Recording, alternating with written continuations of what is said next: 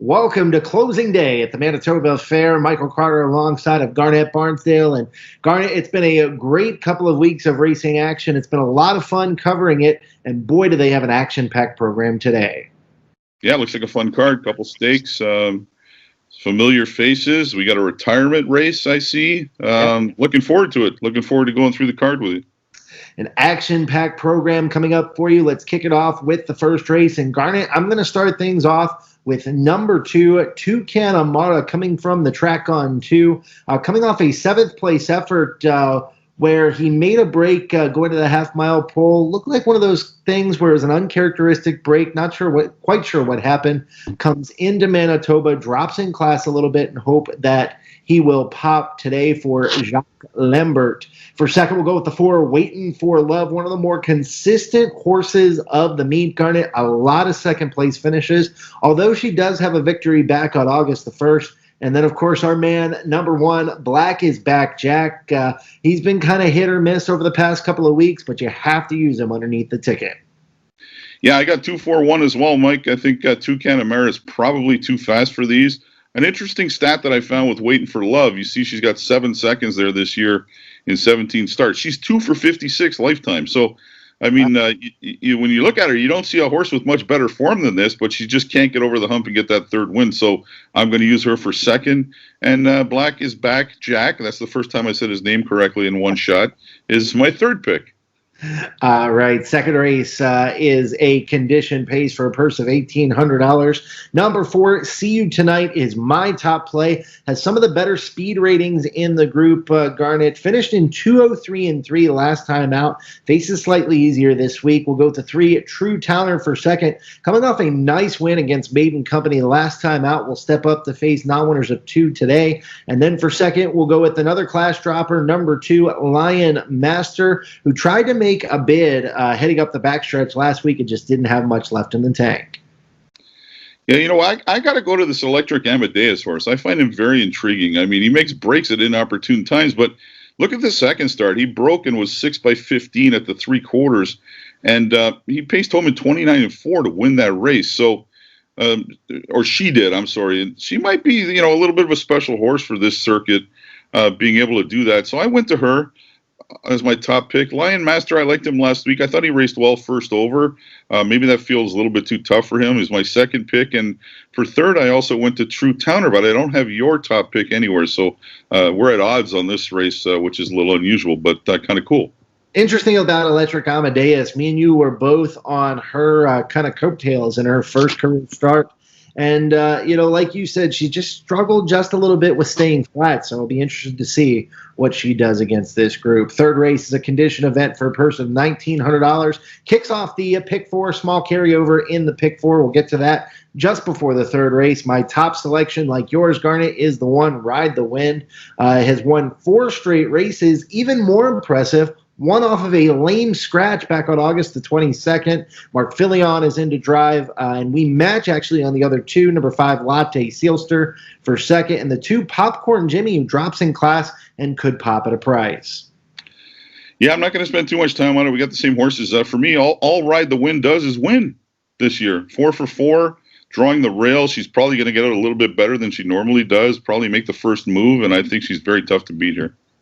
All right, stakes action kicks off race number 4. It is the Silk Lace Final for a purse of $8,666. And look who shows up here, Garnet. Number 4, Follow Your Nose, a winner of the Futurity last week. It's like the Pepsi North America Cup of the Manitoba racing circuit. So I think Follow Your Nose is a honest play here. For second, we'll go with the 3, Runaway Heiress, who was second to Follow Your Nose in the Futurity last week. And I went with the 5, Miso Classy, who made a big bid last time out, kind of faltered through the stretch a little bit. Going to give Miso Classy a chance to improve here. Yeah, I'm also on 4-3-5. Follow Your Nose was outstanding last week, making that big move in the third quarter to win by a length. You know, Runaway Heiress raced well to finish second to her, kind of put up a pretty good fight. So, if you're looking for an upsetter, that's probably the one. And third, Miso Classy, an honest filly, always brings a good effort. I think she'll probably get a piece of it. One of the best wagering races on the program is the fifth race, a condition event for Pacers for a purse of $2,350. These are some hard-hitting Pacers, Garnet, who have really done a number on each other, winning and finishing second and finishing third over the last few weeks. My top pick, though, is number 3, Hart. I'm going to say this for the first time. Heartland Banny's Bro, coming off a game of victory in 158-4. That is moving over this racetrack, and it's a line that should definitely not be ignored. For Tammy Blue has been our kind of selection over the past couple of weeks, has won 2 straight for good reason. And then the 2 Sunshine Act has won 3 of her last 6 starts, was second last week to Tammy Blue. Yeah, Sunshine Act has actually won 3 of her last 4 starts, if you want to get more specific. And she's my top pick. I like the way she raced from the 5-hole last week. I went to the 4 Tammy Blue as my second choice. Another horse that she's won 2 straight after not winning in 8 starts. Comes out of the Fillies and Mares Open. I think she's going to be tough. Heartland Banny's Bro, that was a non-winners of 1. It was a maiden race. Probably this field is much stronger, but I mean, if he paces a 158-4 mile, he's going to be tough to beat too. I went 2-4-3. You're going to find out later. I'm using a few of these horses in the pick 4 as well. All right. Up next is the sixth race. It's the Brian Schwartz Memorial Race, sponsored by the Miami Ag Society. It's the open handicap purse, $2,450. And I'm going to go with the 5 Tito Santana, who's won 4 straight races, 2 of which Garnet had been against open company. For second, I'm not even going to try to say this horse's name. Un Florence Mavi is what this horse reminds me of. I'll let you get to the 2 horses' name a little bit later on. But was second, beaten 4 lengths in the open handicap last week. I think Clayton Haybrook could team up to finish second here. And for third, we'll go with the 4 Outlaw Kismet, who's a horse we've been talking about a lot over the past couple of weeks. Yeah, I went to Tito as well. Number 5, Tito Santana, 4 straight wins. Probably going to try to impose his will early on this field. I like Outlaw Kismet for second. I think that was a good race against Gray Z, who's been one of the best horses at this meet. 156 and 3 mile Gray Z produced. So I'm pretty sure that's probably the fastest race at this meet. So Outlaw Kismet didn't have much of an answer, but I think he factors in here. And the horse you love to try to not to say here, Appoggiatura. It's easy. If you grew up in an ethnic neighborhood, you could say Appoggiatura very easily. That was a really good race against Gray Z. I thought first over, second beaten 4 lengths. I think Appoggiatura's got a shot to close this meet out with a win, even though he comes in 0 for 10 on the year.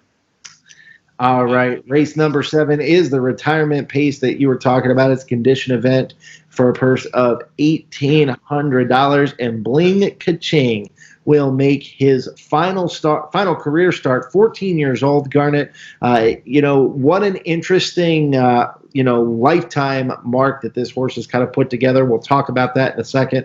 I'm going to start with the 5 Little Tags, who has the best speed rating of the race with a 50-9, has had a string of second and third place efforts, got the perfect trip last week and was just beaten by Ride the Wind. So for second, we'll go with the 1 Dolly Double. We got to go with a little bit of a price at some point in these races, and I think the 1 Dolly Double could make the ticket from the inside. And 4 Great Quote has been right there into the mix as well for trainer Melanie Ray.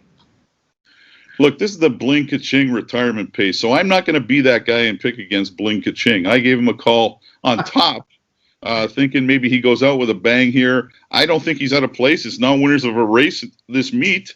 So he's not in against any world beaters here necessarily, although some of them appear to have slightly better form than him. But I'm going to hope Bling Kaching closes it out with a win. Probably be pretty emotional for the owners. My second pick is number 5, Little Tags. That was a really good race last week against Ride the Wind's been racing against Sunshine Act 3 times in a row. Probably the logical contender here. And finally, number 4, Great Quote. 4 seconds, 4 thirds, and 9 starts at the meet. Great Quote is always around the money. One thing about 62 lifetime starts, 13 wins, and right at 58 times underneath for second and third with a mark of 158 at Fraser Downs. This is a horse that maybe you've bet a couple of times. Undoubtedly. Fraser I might Downs not is remember it, but I'm sure I did it. Listen, Fraser Downs is a track that Garnett and I like to win the sprint home at, late at night. So Right. that's what we like to do. Eighth race closes out the 2020 meet here in Manitoba, and it is the Golden Boy Final for a purse of $8,382. I am not counting Vern's Wish out. Trevor Williams batting over 500. 581. It's impressive what Trevor Williams has done. Was obviously distanced after being parked a mile in the futurity. Got to get a better trip from the inside. So I think Vern's Wish has a shot to win the Golden Boy Final. For second, we'll go with the 5-2 Shoes. Draws outside again this week. But was able to make up a little bit of ground in the futurity. Had to settle for fifth, but was doing well against the Condition Company. And then for third, we'll go with the 2 Munchie Chris, who really closed nicely from off the pace in his last start. Yeah, Vern's Wish unfortunately got hung out in the futurity. Really fast pace, ended up distance. Probably not persevered on. I think he's going to be really tough to beat from the rail. He's probably going to be looking to go right down the road. And for second and third, I also went with 2 Shoes and Munchie Chris. So we ended the card with identical picks. And just before you close, I just got to throw in a Go Bills. Go Bills, go Raptors. Go Raptors. When we're recording this, by the way, the Raptors have just won Game 6 in double overtime. They're headed to Game 7. Garnett, it is on. I believe it's got to be on Saturday. So it'll be on Saturday. So after you watch the Manitoba program, go home and cheer the Raptors on. Thanks so much for allowing Garnett and I to be a part of this meet. We'll see you back before the third race to talk about the pick 4.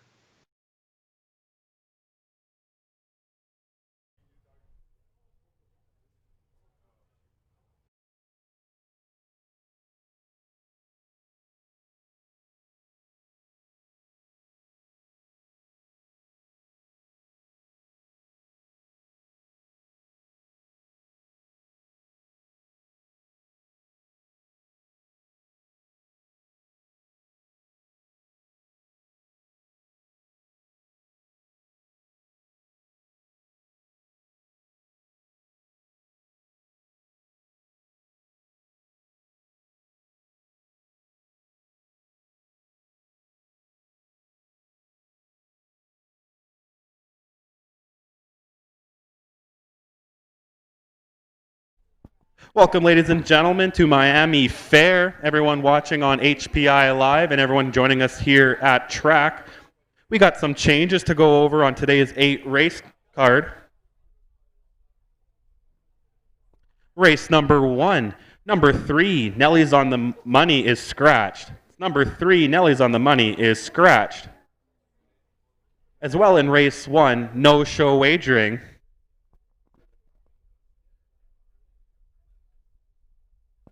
Race number 2 is clear. Race number 3 is clear. Race number 4 is clear. And race number 5 is clear. Race number 6, add show wagering. Race number 6 will have show wagering. Race number 7, number 1, daily double, change the driver, Christopher Brown. That's number 1, daily double will now be driven by Christopher Brown.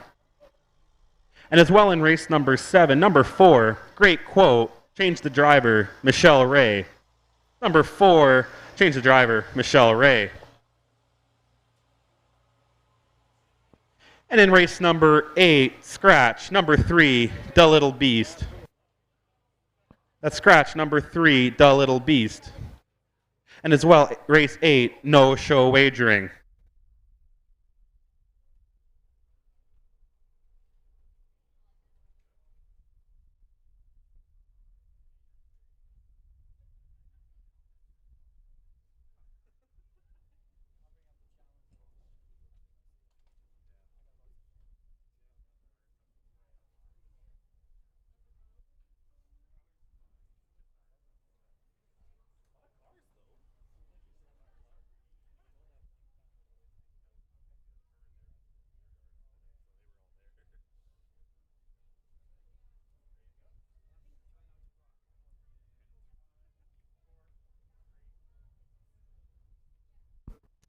Well, ladies and gentlemen, welcome to the 10th and final week of the Miami Fair. And what a gorgeous day we have out here today, Trey. I think it's 22 or 23 and sunny. And this track to me looks extremely fast.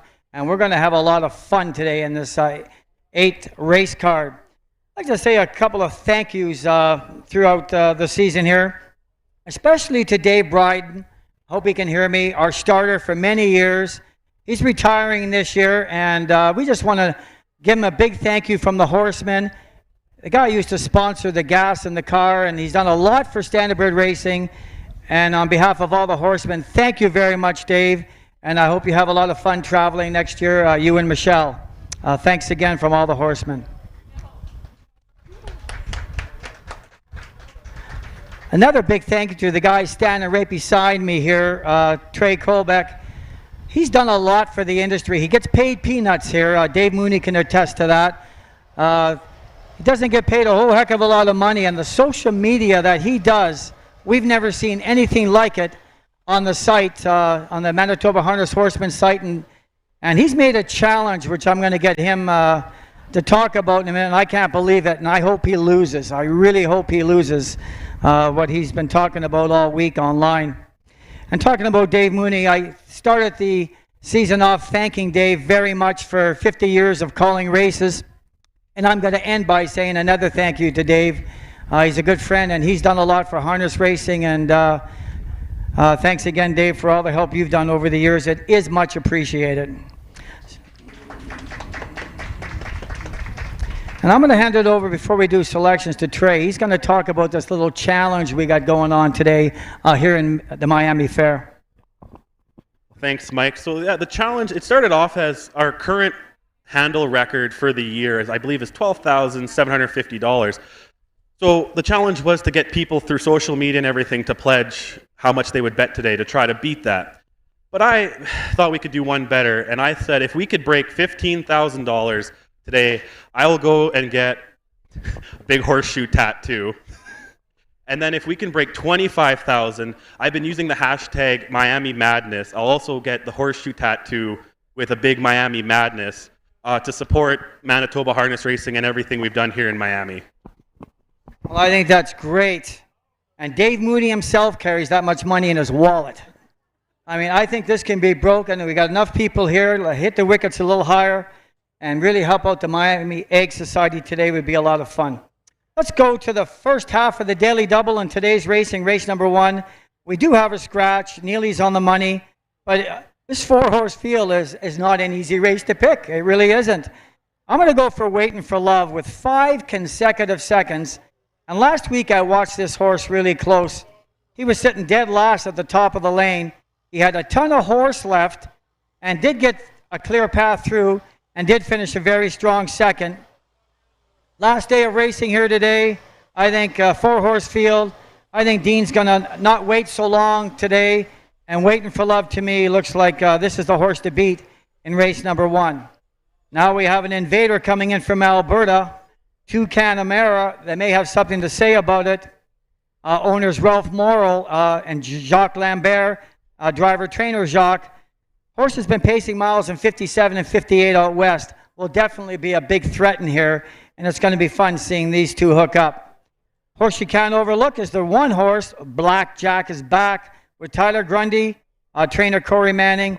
You see him finish 3rd last week. Draws the inside post position, and he's also paced miles in 2-2 this year. So not an easy race to pick in here, but it's going to be a lot of fun to see what happens. How about you, Trey? Well, I'm going to do my picks actually right after the post parade. The horses are now just getting onto the track.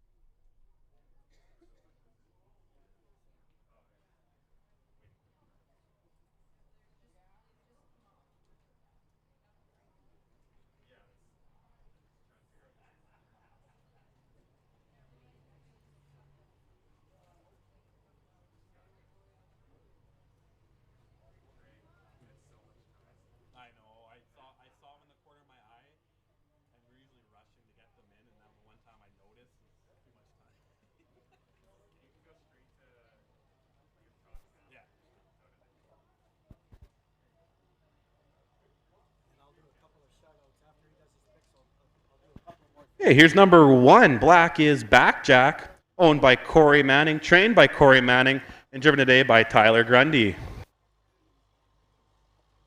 Number 2, Toucan Mara, owned by Ralph Morrow and Jacques Lambert, trained by Jacques Lambert, and driven by Jacques Lambert. Number 3 is Scratched. Number 4, Waiting for Love, owned by Justin Ray, Alan Bride, and Michelle Mowat, trained by Roland Ray, driven today by Dean Ray. And number 5, Woodstock Huey, owned, trained, and driven by Corey Manning. That's 4 pacers will go in race number 1.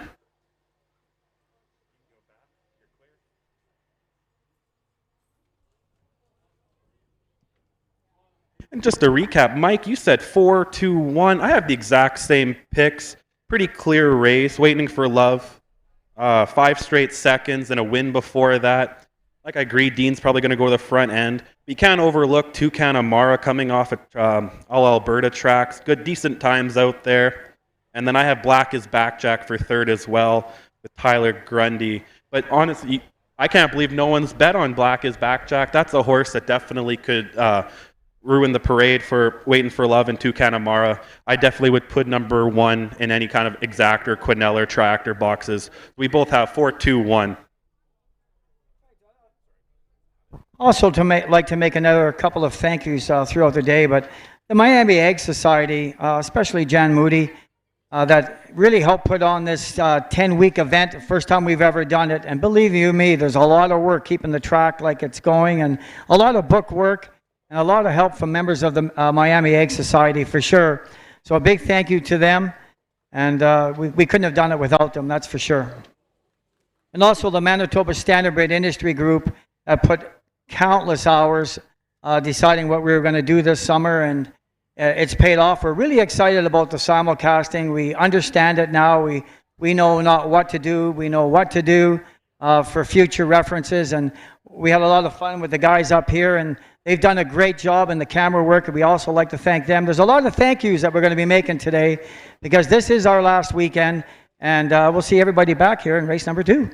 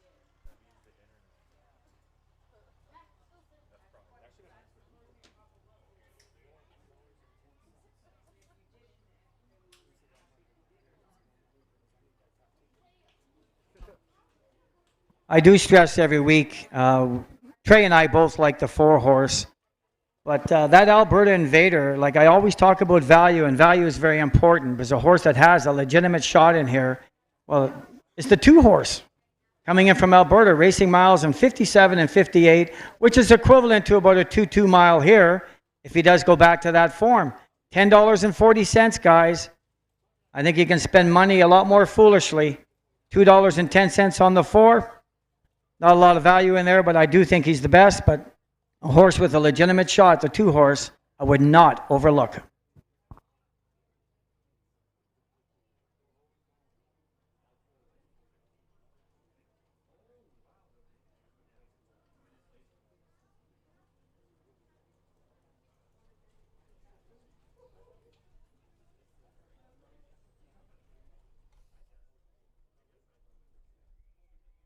Four-horse field, and the betting is absolutely huge. I'm just telling you that. I'm not kidding you. The betting so far, you wouldn't believe it if I told you, on this 4-horse field. 11:50. Hurry to the gate on that 2-horse.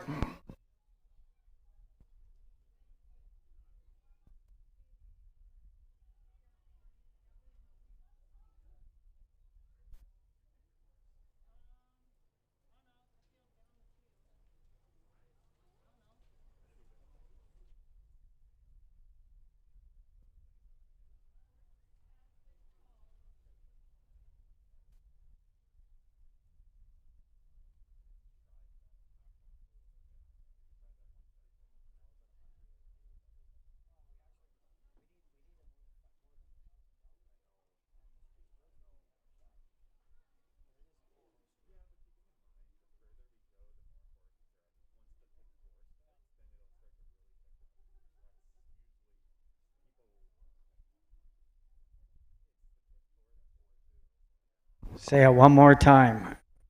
$14.20. You got to be kidding on the 2-horse. Wow.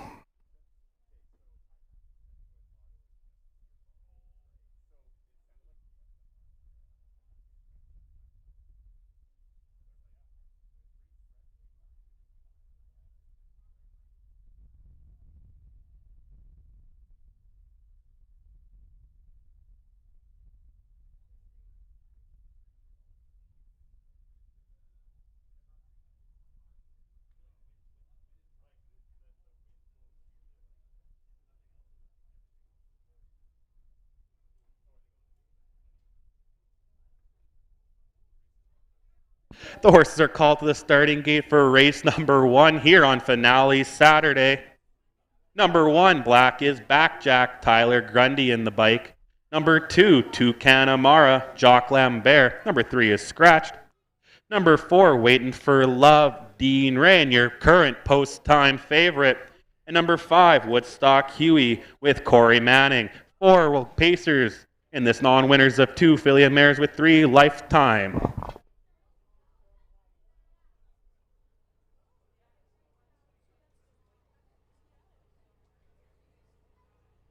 They're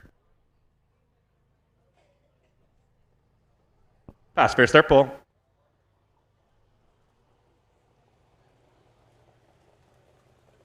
And they're off and pacing. Straight to the front end, Waiting for Love. Toucan Amara slides in second. Woodstock Huey third. And Black is Back Jack having trouble at the start. Heading down the backstretch, Waiting for Love, the favorite with Toucan Amara. 4 lengths back to Woodstock and Huey, and Black is Back Jack. Can see them all. As they're coming to the quarter market, still Waiting for Love. 31-1 for an opening quarter. Toucan Amara went too wide trying to make a move, but now slides back in second. Waiting for Love is still first. Woodstock Huey third. And now trying to get still flat is Black is Back Jack as they're heading down the stretch for the first time. Waiting for Love with Dean Ray.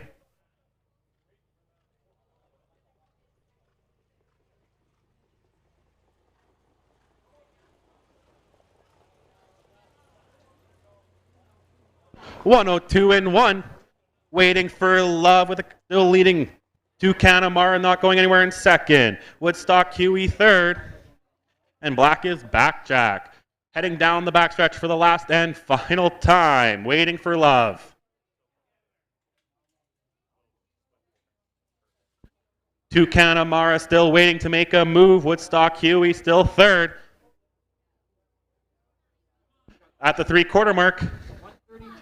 132-1. Toucan Amara now trying to make a move.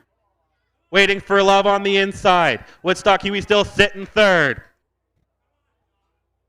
Coming down the stretch, Toucan Amara trying to poke his nose out in front. Waiting for Love's got the inside. Woodstock Huey's not going anywhere for third. Toucan Amara taking off. Toucan Amara at the wire waiting for Love. Woodstock Huey. 202-1.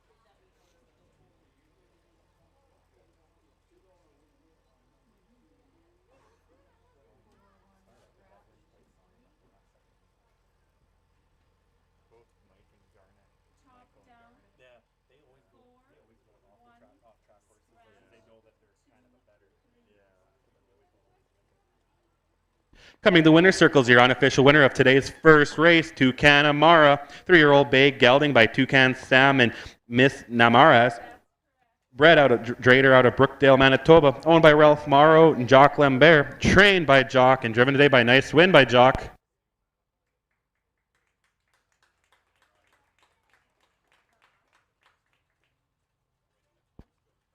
There you go, ladies and gentlemen. Give one more big round of applause for Jock Lambert and Toucan Amara, first winner of Finale Saturday. Here are your quarter times. They went over the first quarter in 31-1. Over the half in 102-1. Over the 3 quarters in 132-1. Finishing the full mile in 202-1.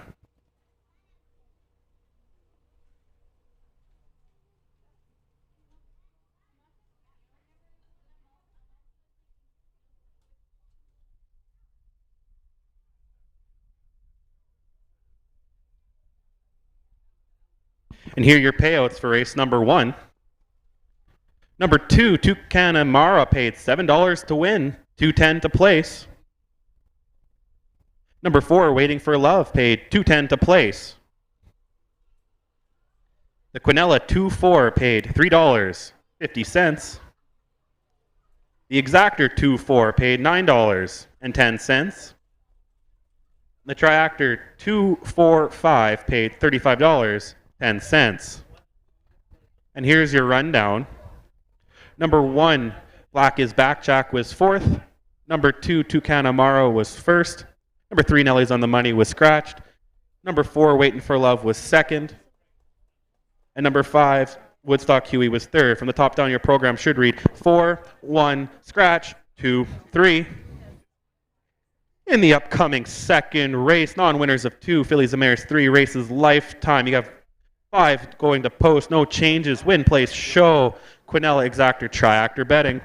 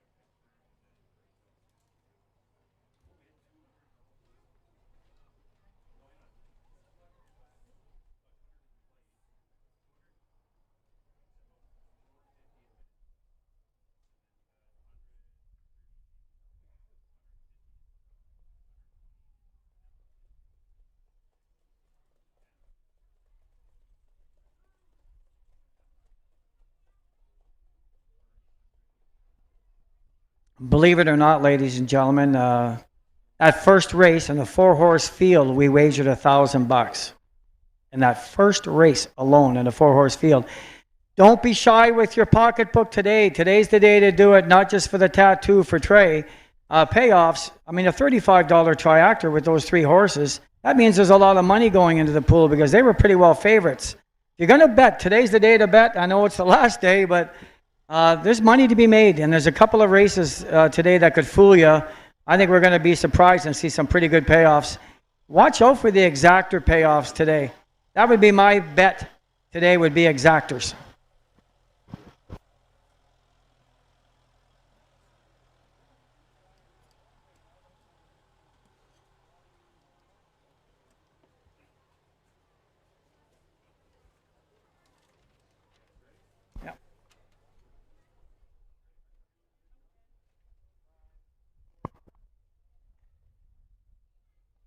Wow, that was fun, that first race, Trey. Toucan Amara did not disappoint. Come out here. I think the horse liked being on the helmet, a 102 1/2, and just come home in a minute. I just really had a perfect trip. Didn't have to move till near the top of the lane there, and got the job done. Like I said, that was the horse that had the value. I did like the 4 on top of him. He was right there, but when you got a horse paying $14 versus a horse paying $210. I'm going to take the $14 horse pretty well 90% of the time. A horse with a good shot. Anyway, race number 2.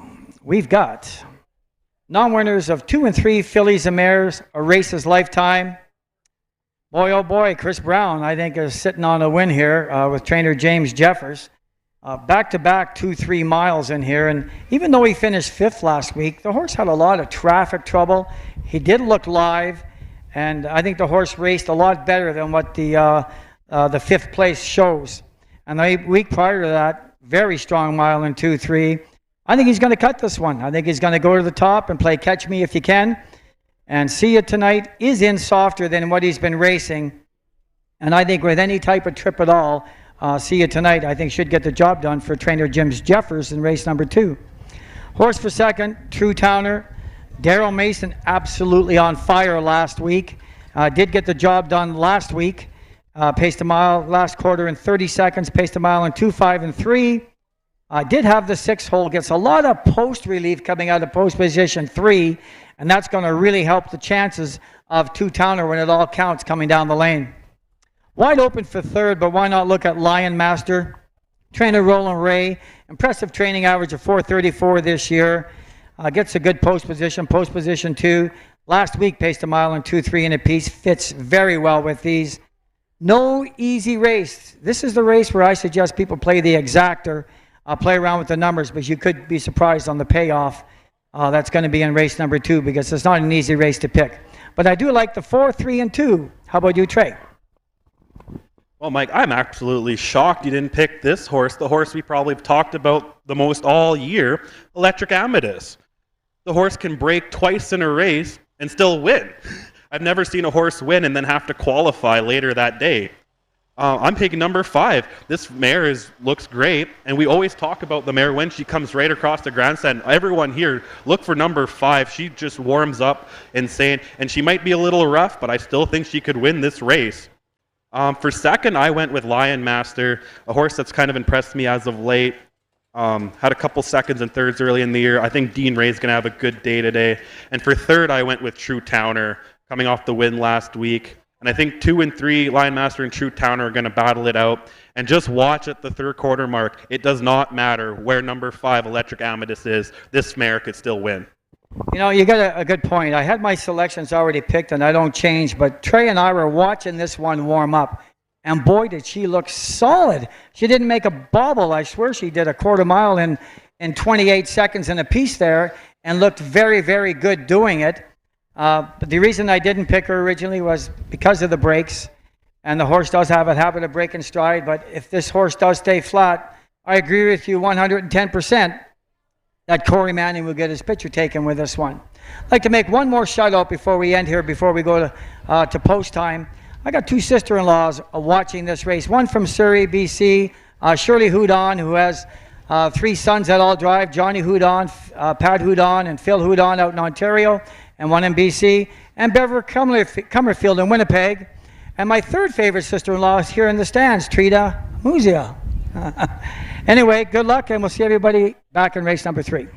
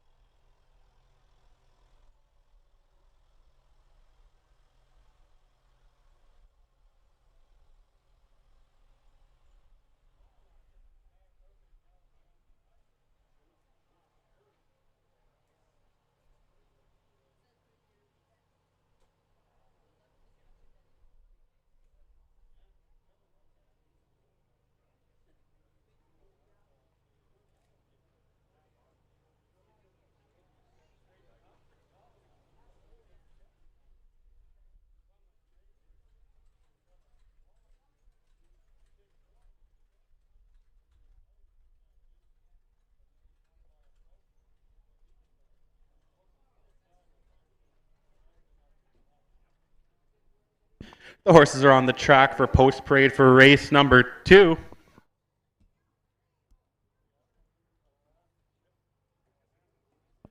Number 1, Lammy Chops, owned and trained by Corey Manning, trained by Tyler Grundy, currently not in post parade. Number 2 is Lion Master, owned by Roland Ray, trained by Roland Ray, driven today by Dean Ray. Number 3, True Towner, owned by David Much, trained by Sherry Mason, and driven today by Daryl Mason. Number 4, See You Tonight, owned by James Jeffers, trained by James Jeffers, and driven today by Christopher Brown.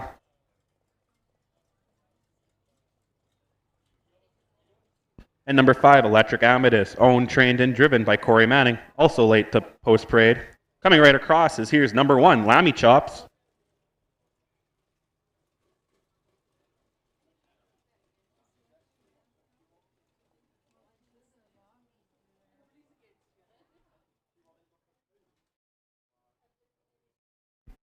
Yeah, going back to that electric Amadeus, paying $5.60 currently, and I do agree with Trey. If the horse does stay flat, I think he's the best horse in here. But he just doesn't seem as solid as I would like before I was willing to put any serious money on it. But the warm up was actually pretty impressive. He's coming on the track right now. We'll be coming by the grandstand just in a minute. But a nice, talented 4-year-old mare for sure.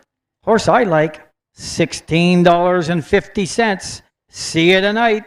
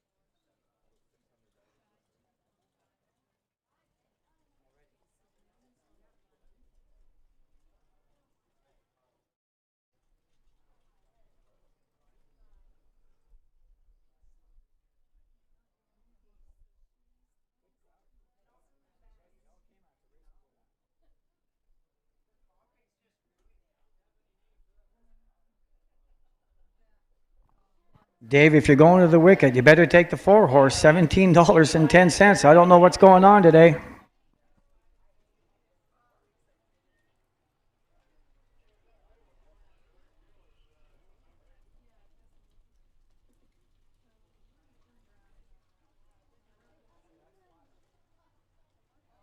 Ladies and gentlemen, number 5, Electric Amadeus, is heading back to the barn with a flat tire. That's number 5, Electric Amadeus, will be returning to the barn.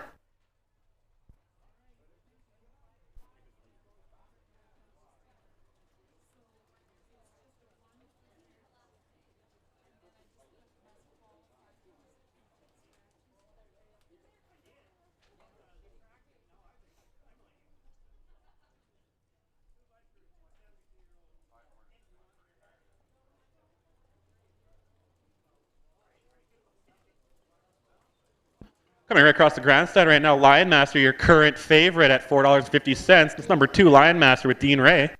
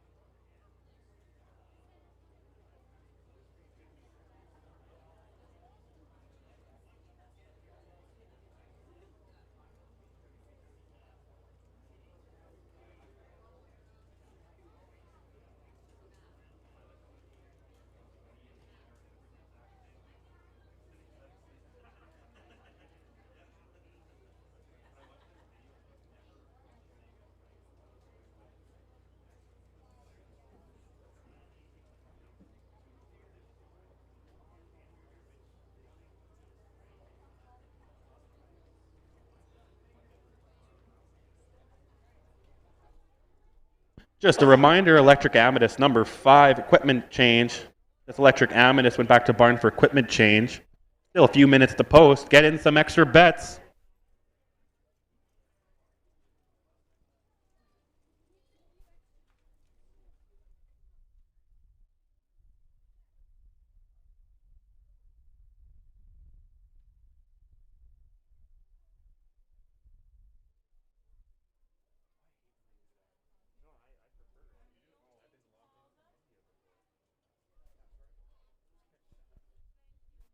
Returning to the track, number 5. There she is, Electric Amadeus.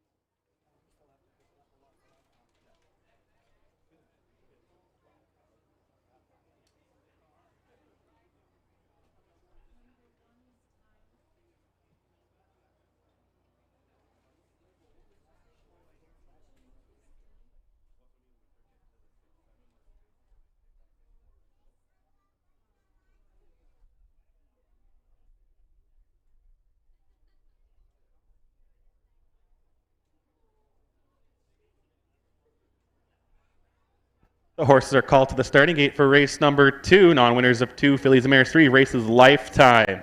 Number 1, Lammy Chops, teamed up with Tyler Grundy. Number 2, Lion Master with Dean Ray, your post-time favorite. Number 3, True Towner with Daryl Mason in the bike. Number 4, See You Tonight with Christopher Brown. And number 5, Electric Amadeus with Corey Manning.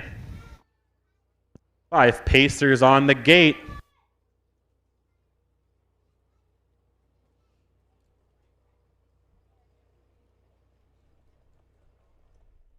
Fast fair start pole.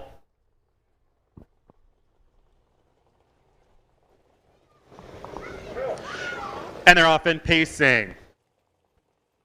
Lion Master and See You Tonight take the front end, but Lammy Chops on the inside, making them work for it.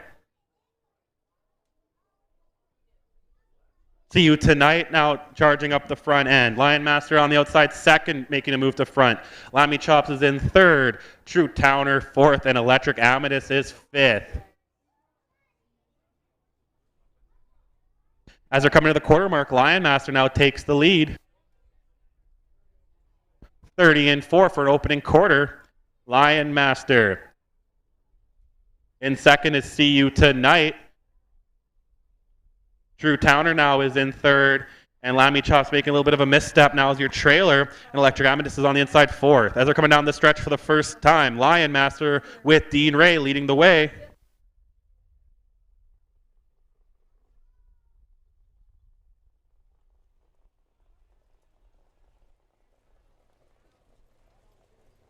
.102 and 3, Lion Master leading the way. Chris Brown with See You Tonight in second, True Towner third. Electric Amadeus is fourth, and trailing is Lammy Chops as they're heading down the backstretch for the last end. Final time. Lion Master leading the way, but now making a move is True Towner charging the way. Electric Amadeus 2 is out 2 wide. See You Tonight's now on the inside third. As they're coming to the 3-quarter mark, Lion Master leading the way. 133 and 3. They look like they're almost 3 wide coming down the stretch. Lion Master is the inside first. True Towner second. Electric Amadeus is out 3 wide. See You Tonight's now boxed in fourth, and Lammy Chops fifth down the stretch. Can Electric Amadeus do it for the third time? Here comes Lion Master out way wide. Electric Amadeus. Electric Amadeus at the wire. No, Lion Master will hold on. Electric Amadeus for second. True Towner for third. 204 and 3. Sorry, 204 and 1.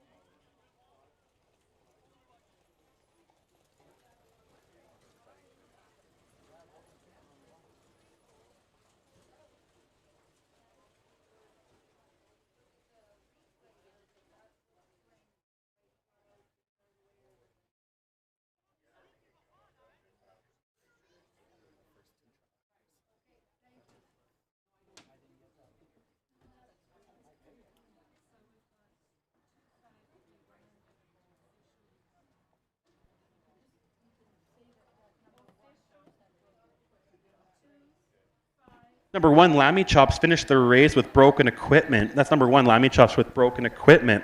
But coming to the winner's circle, the unofficial winner of race number 2, Lion Master, 4-year-old Bay Gelding by Playboy Colleen and Zerglastica Street, bred out of Roland Ray out of St. Claude, owned by Roland Ray, trained by Roland Ray. Big win by Dean Ray. Big round of applause for Lion Master with teammate Dean Ray. Here, your quarter times. They went over the first quarter in 30 and 4, over the half in 102 and 3, 3 quarters in 133 and 3, finishing the full mile in 204 and 1.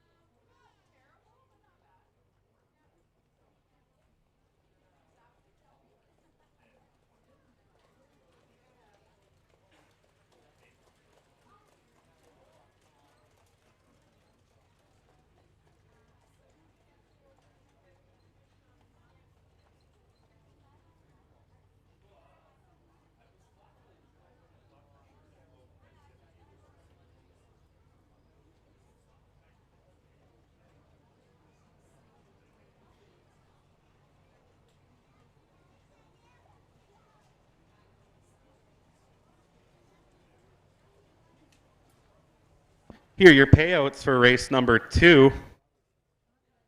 Number 2, Lion Master, $470 to win, $230 to place, $210 to show. Number 5, Electric Amethyst, paid $280 to place, $210 to show. And number 3, True Towner, paid $210 to show. The Exactor 2-5 paid $17.30. The Quinella 2-5 pays $4.70. The Triactor 253 pays $27.90. The Daily Double 2-2, that's 2 with 2, pays $9.50. And here's your rundown. Number 1, Lammy Chops was 4th. Number 2, Lion Master, your winner. Number 3, True Towner was 3rd. Number 4, Seed Tonight was 5th. And number 5, Electric Amethyst was 2nd. From the top down, your program should read 4-1-3-5-2. Upcoming 3rd race. There's no changes. Win, place, show, Exactor, Tractor, Quinella, betting, and the start of our final pick 4 of the year.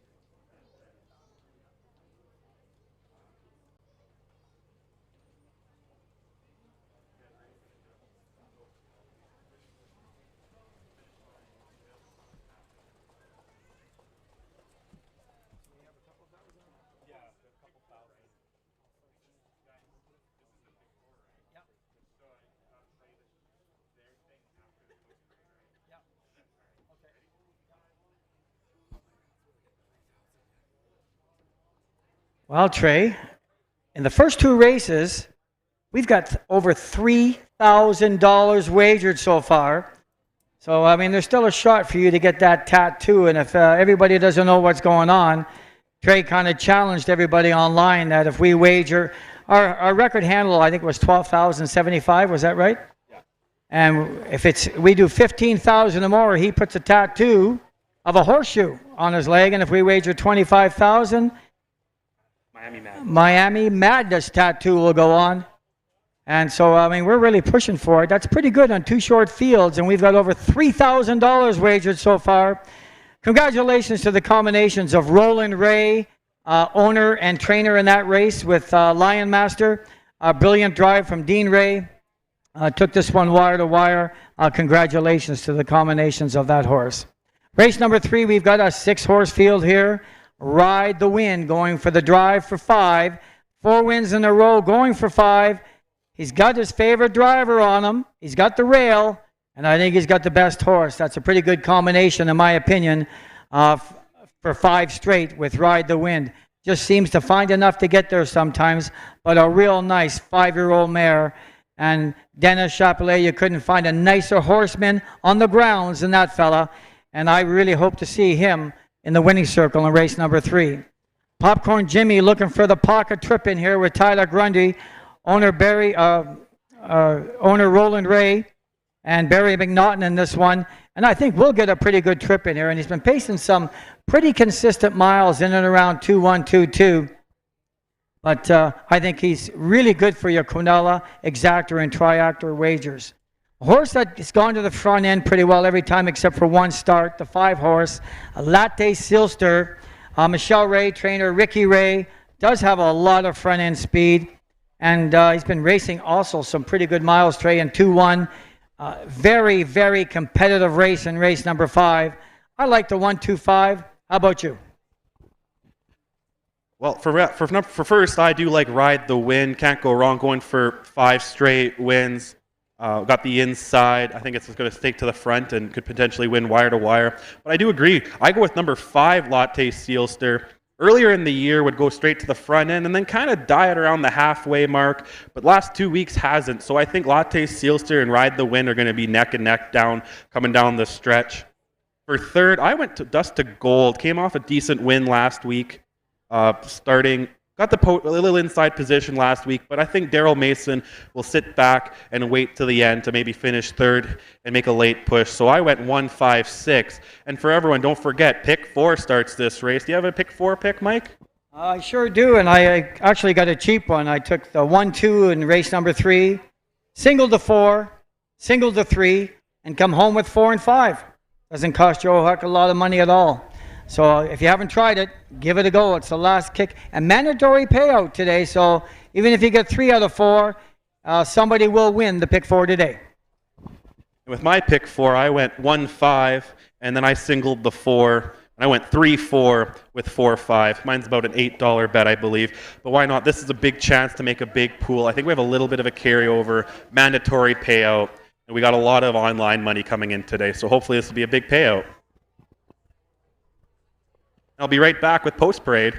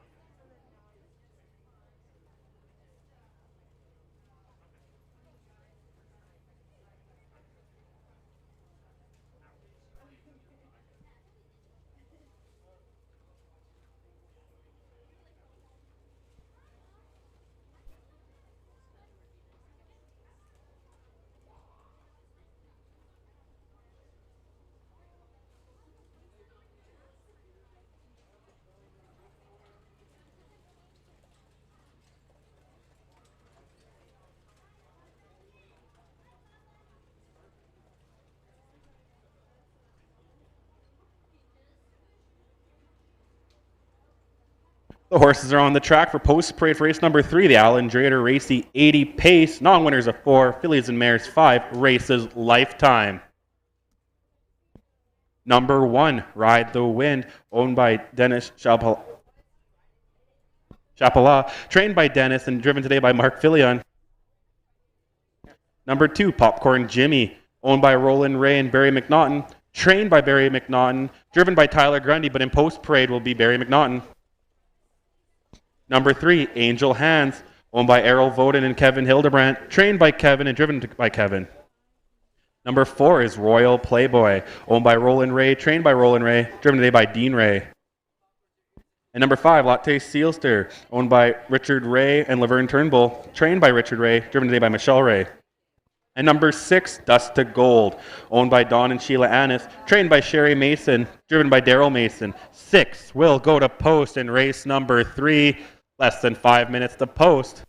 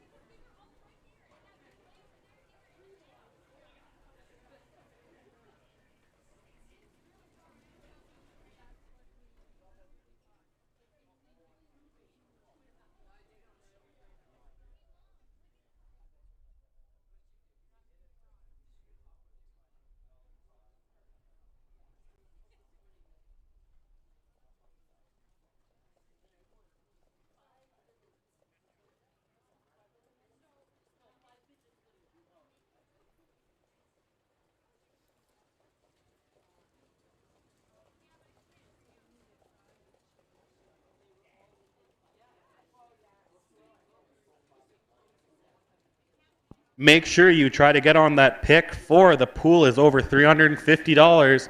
Mandatory payout. Pick 4. Pick the winners of 4 straight races. Races through 3 through 6.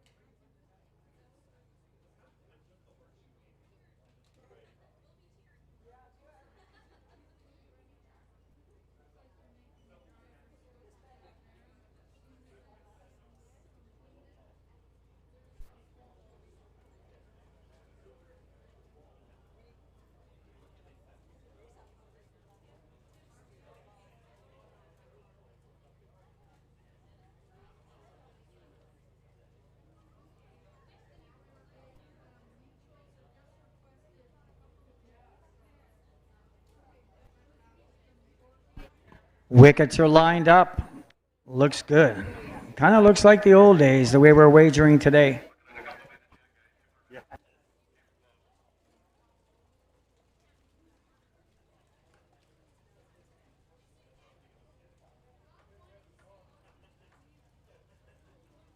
$15,000 for the day is very close right now. If you multiply what we've done thus far, I really want the tattoo on our race announcer, and it's looking more promising by the minute.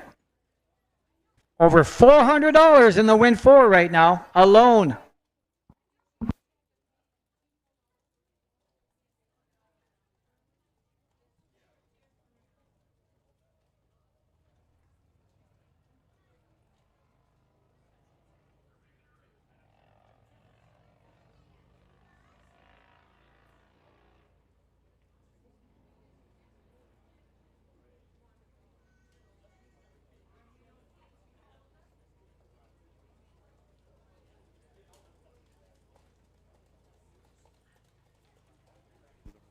Still got time. Over $500 thus far. It's growing fast just in the pick four.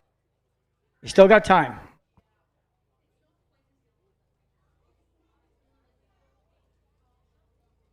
Right in front of the grandstand here, number 1, Ride the Wind, your current favorite. Right next to her, Angel Hands is your current long shot. Maybe put some money on Kevin Hildebrandt. That'd be some beer money this weekend.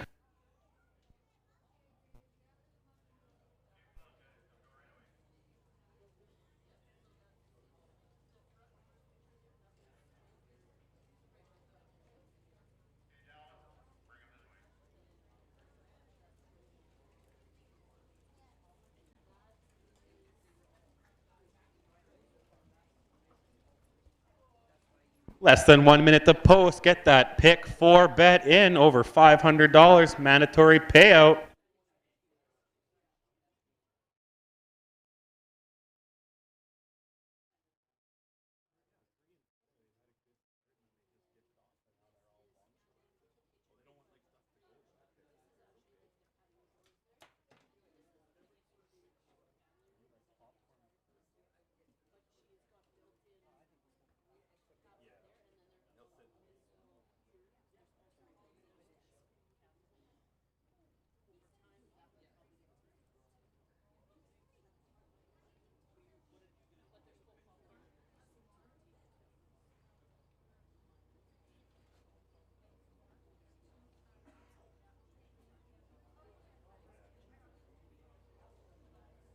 Horses are called to starting gate for race number 3. The Allen Drader Racy 80 pace. Non-winners of 4. Fillies and Mares 5 races. Lifetime. Number 1, Ride the Wind with Mark Fillion in the bike to drive for 5. Number 2, Popcorn Jimmy, Tyler Grundy. Number 3, Angel Hands with Kevin Hildebrandt. Number 4, Royal Playboy with Dean Ray. Number 5, Latte Sealster, Michelle Ray. And number 6, Dust to Gold with Daryl Mason. 6 pacers all on the gate coming down the stretch. Our start of our pick 4. Past fair start pole.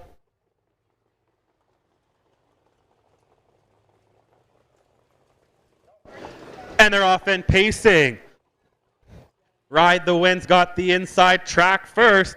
Popcorn Jimmy second, but on the far outside, Latte Sealster charging to the front end.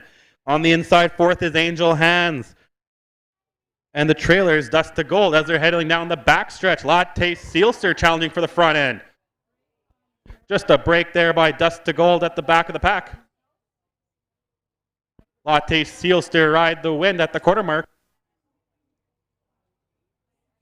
28-2 for an opening quarter. Latte Sealster holding on. Ride the Wind is second. Popcorn Jimmy is third. Angel Hands fourth. Royal Playboy fifth. And 8 or 9 lengths back to Dust to Gold as they're heading down the stretch for the first time. Latte Sealster.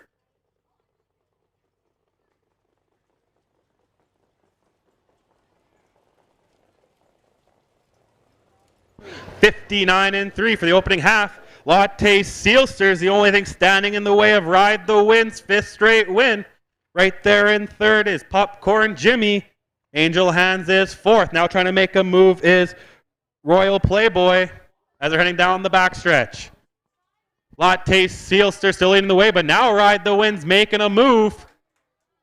And Popcorn Jimmy, Royal Playboy, and Angel Hands are bunched up for third at the 3/4 mark. 130 flat. Ride the Wind goes right on by. Coming down the stretch. Ride the Wind. Latte Sealster second.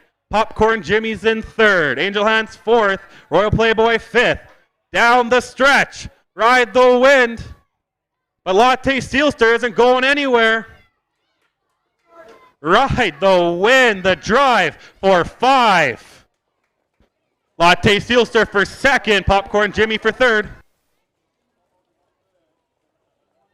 201-1.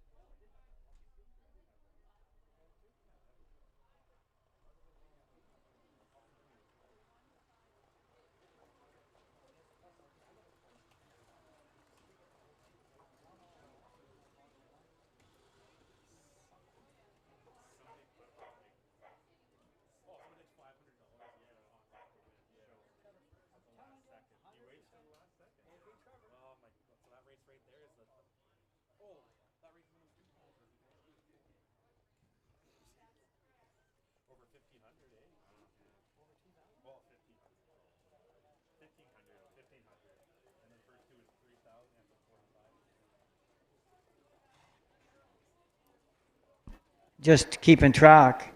$4,500 wagers so far here in Miami, just in 3 races. 4,500 already.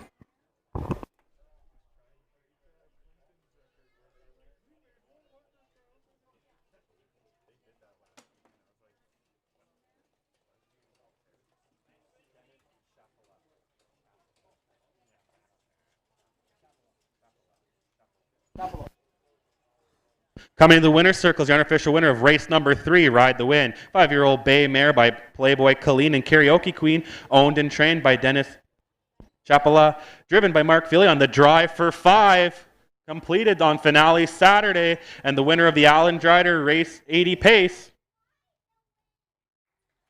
Big round of applause for Ride the Wind with teammate Mark Fillion. Here are your quarter times.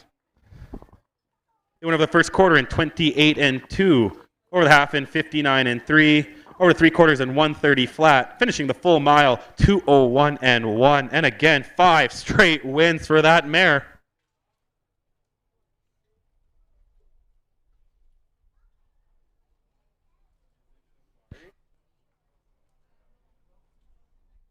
In the upcoming 4th race, Silk Lace Final, you have 6 going to post, win, place, show, exactor try, Quinella betting. That's the Silk Lace 3-year-old fillies go-to pace.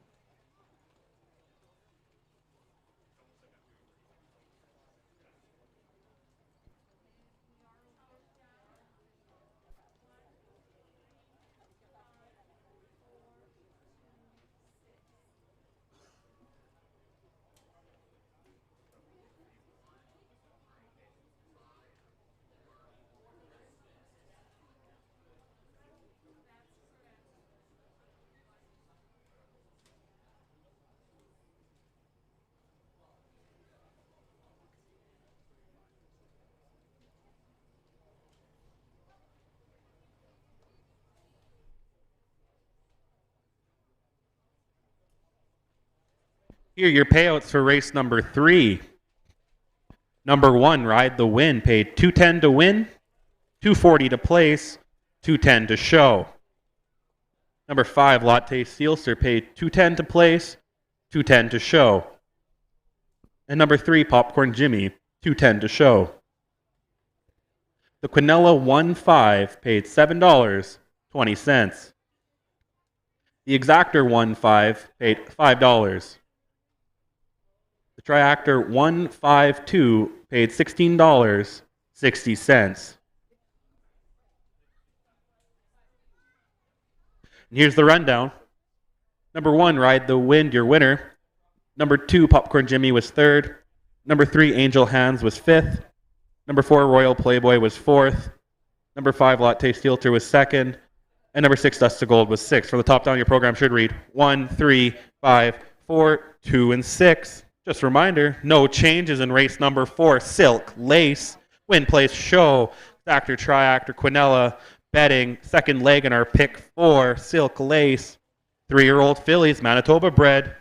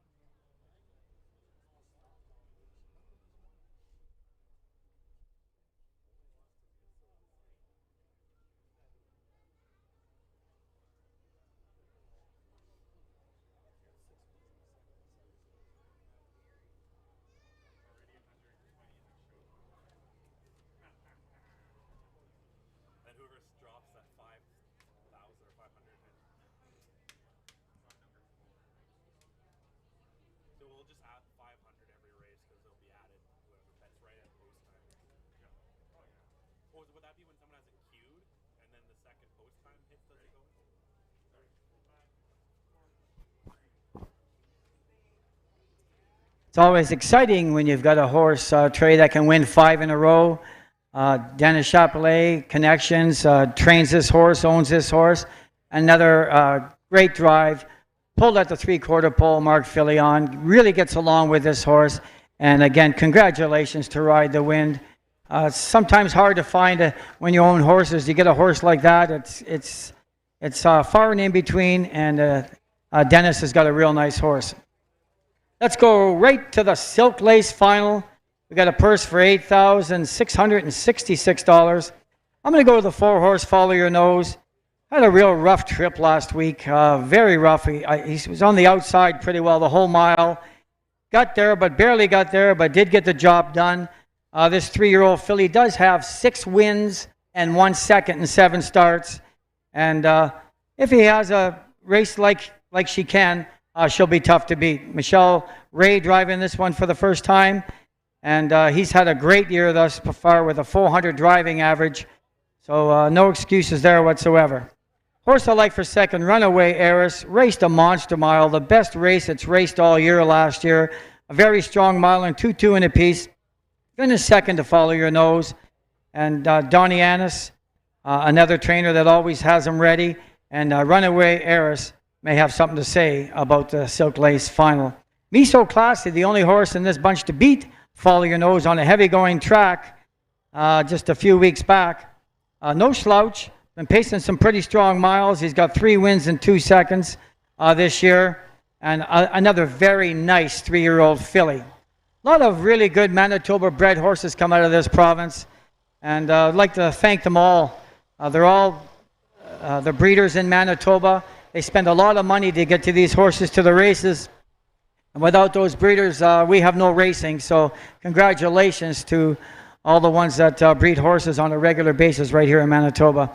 So Trey, I like the 4, 2, and the 5 Me So Classy in the Silk Lace final.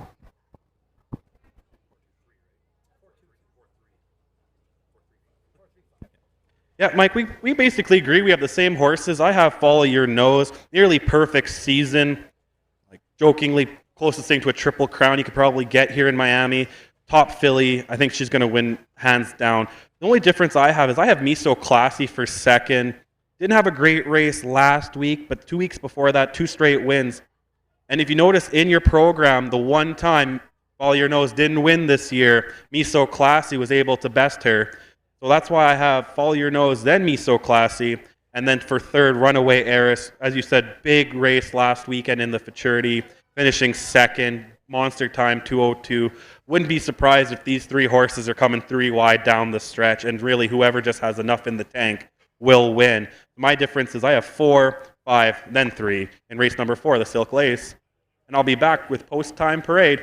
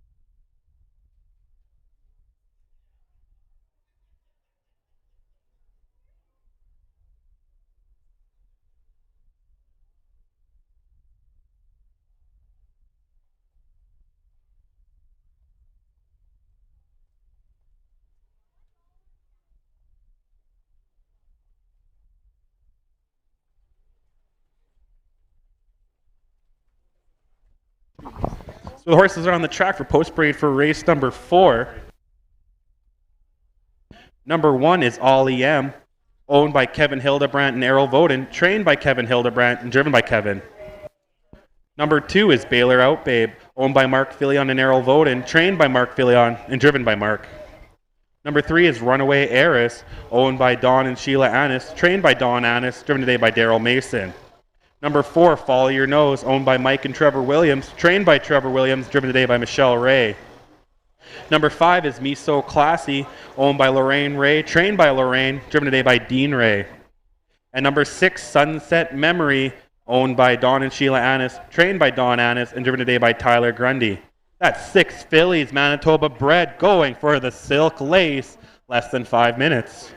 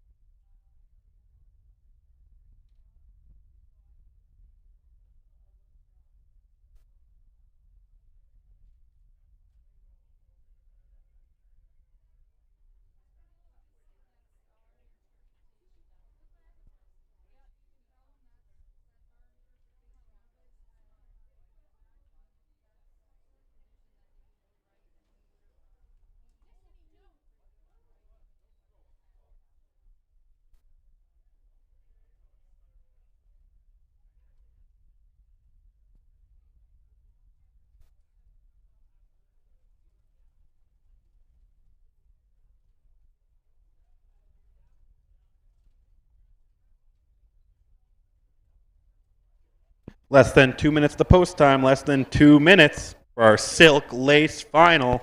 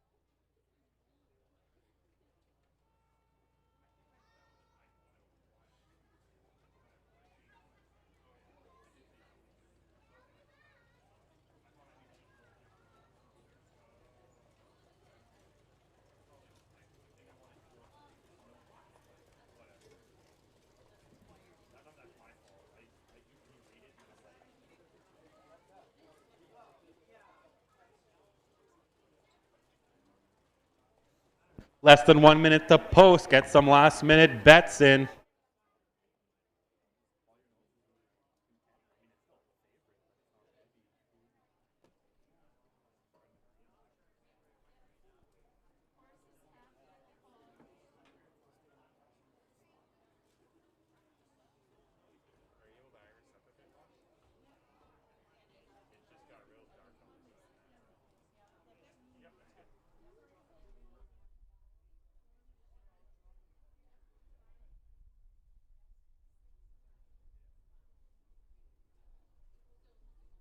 The horses are called to the starting gate for race number 4, Silk Lace Final, 3-year-old bred fillies.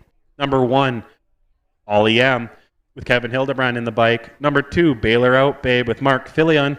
Number 3, Runaway Heiress with Daryl Mason. Number 4, Follow Your Nose with Michelle Ray. And your post-time favorite. Number 5, Me So Classy with Dean Ray. And number 6, Sunset Memory, Tyler Grundy. 6 fillies, all on the gate. 8,666 for the purse coming down the stretch. Fast fair start pull.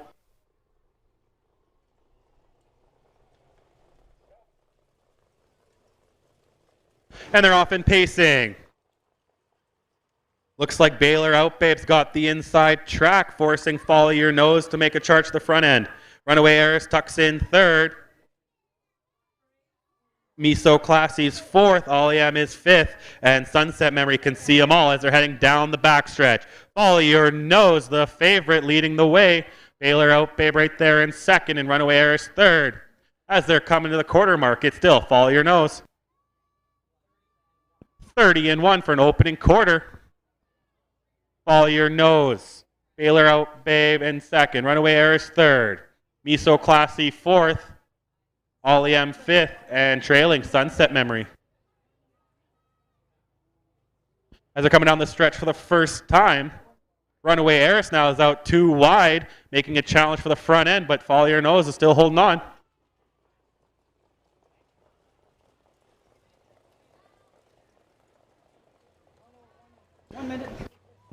One minute and 3/5 for an opening half mile. Follow Your Nose still leading the way. But here comes Runaway Heiress, neck and neck down the backstretch. Baylor Out Babe and Me So Classy fighting for third. And Ollie M and Sunset Memory having their own race way at the back. Down the backstretch they go. Follow Your Nose clearing the way. Runaway Heiress still in second. Here comes Me So Classy at the three-quarter mark. 1:29-2. These fillies are spaced out. Follow Your Nose with a 3-length lead over Runaway Heiress. Here comes Me So Classy to join the front end. Down the stretch they come. Can Follow Your Nose keep her perfect season going? Baylor Out, Runaway Heiress for second. Me So Classy for third.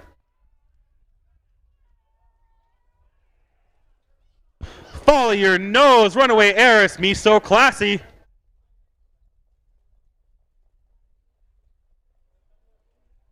$202-1.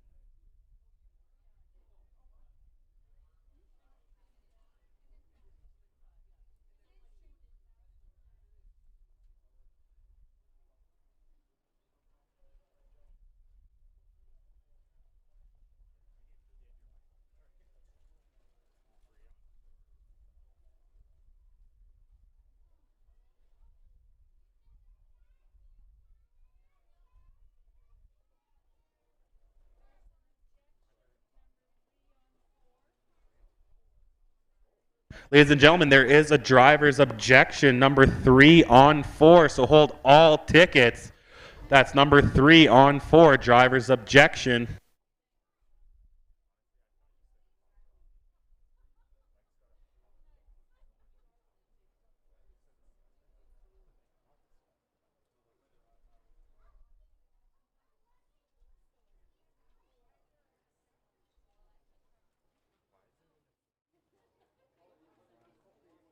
Coming in the winner's circle is your unofficial winner of race number 4, the Silk Lace Final. Follow your nose, 3-year-old Bay Filly by Toucan Sam and Starshine Jet. Trained by Jacques Lambert of St. Malo, owned by Mike and Trevor Williams, trained by Trevor, and driven today by a big win by Michelle Ray.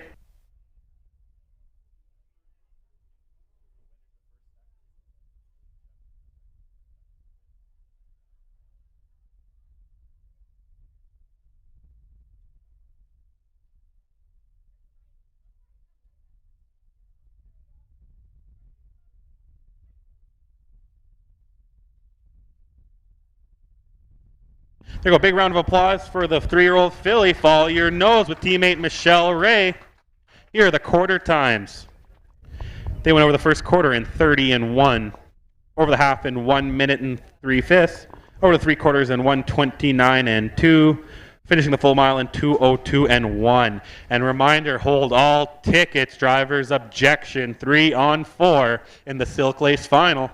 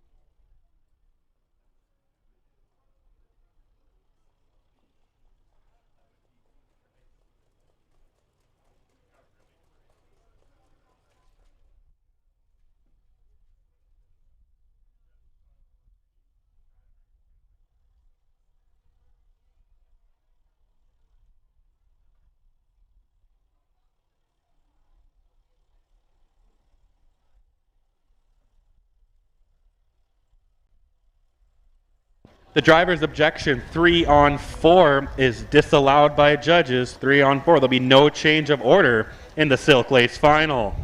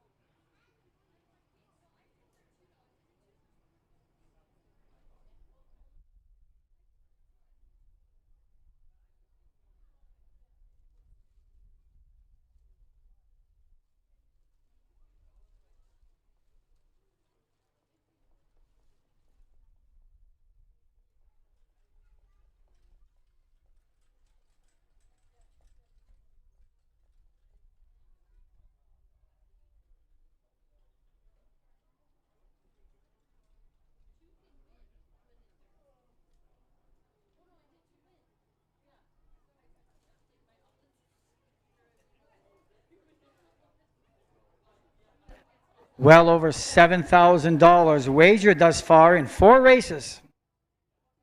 Definitely on track to beat our all-time handle this summer, but sure would be nice to get over that 15,000.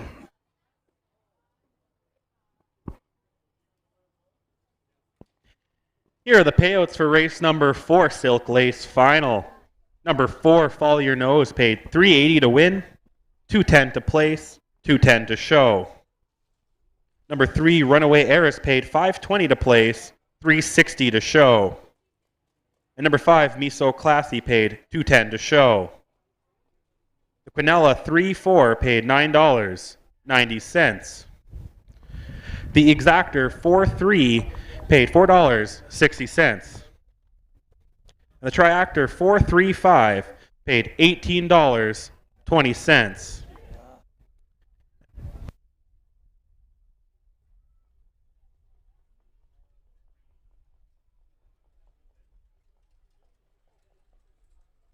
And here's the rundown. Number 1, Ollie M was 6th. Number 2, Baylor Out Babe was 5th. Number 3, Runaway Heiress was 2nd. Number 4, Follow Your Nose was 1st. Number 5, Me So Classy was 3rd. And number 6, Sunset Memory was 4th. From the top down, your program should read 6, 5, 2, 1, 3, 4. In the upcoming 5th race, non-winners of 6 races lifetime or 500 last 3. Also with a claiming in there. We'll have win, place, show, Exactor, try, Quinella. 7 horses will go to post.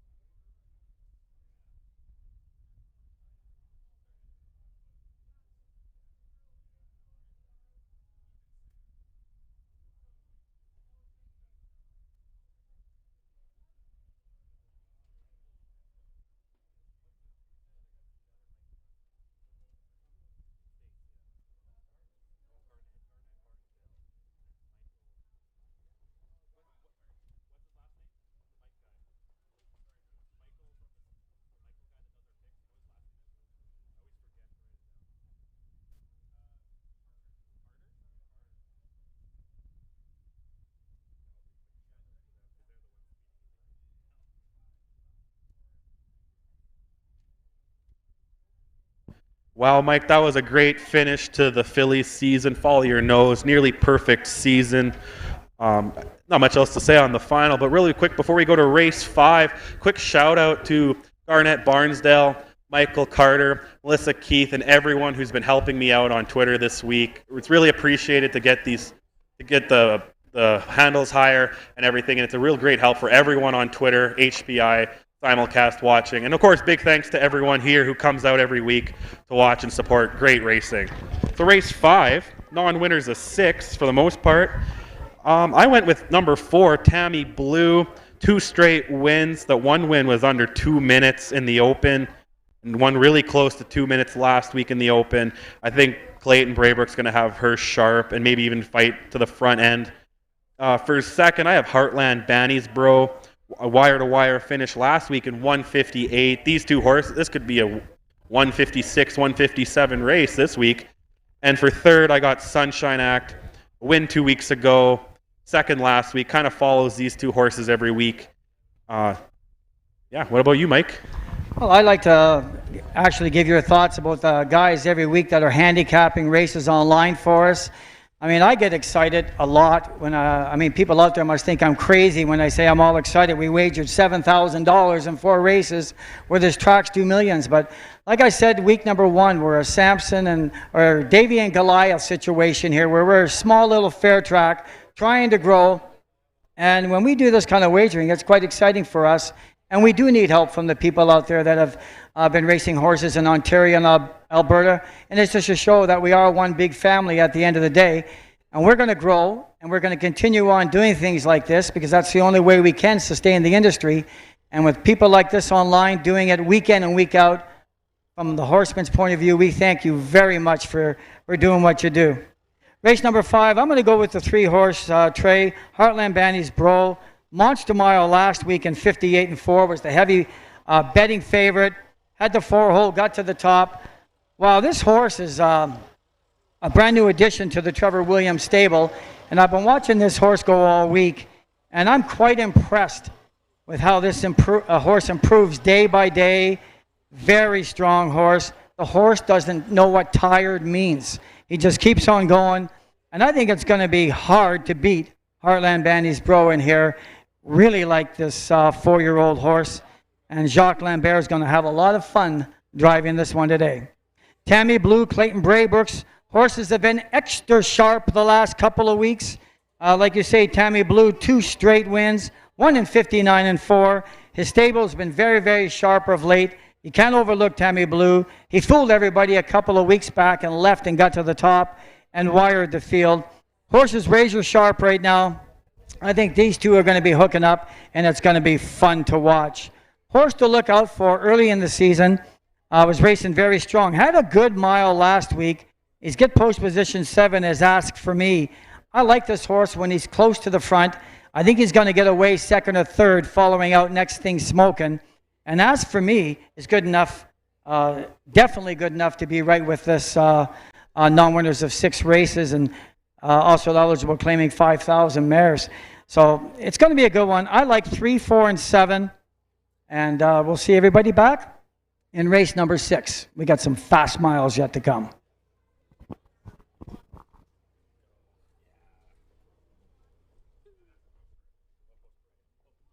The horses are on the track for post parade for race number 5.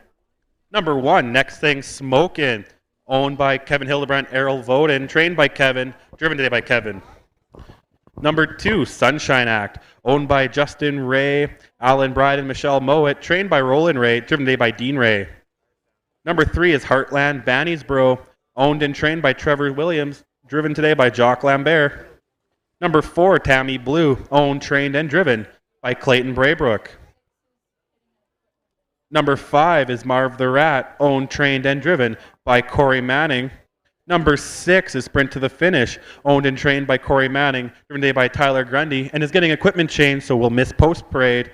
And number 7, Ask For Me, owned by W. Drader, trained by Mark Filion, and driven today by Mark Filion. 7 will go to post in less than 8 minutes.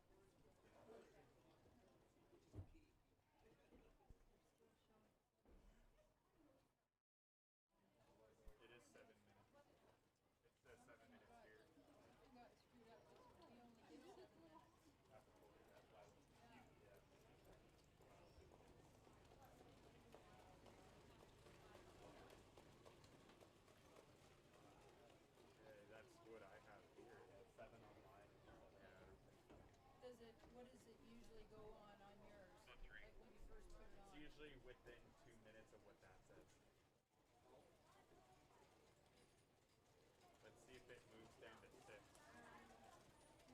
did flip down.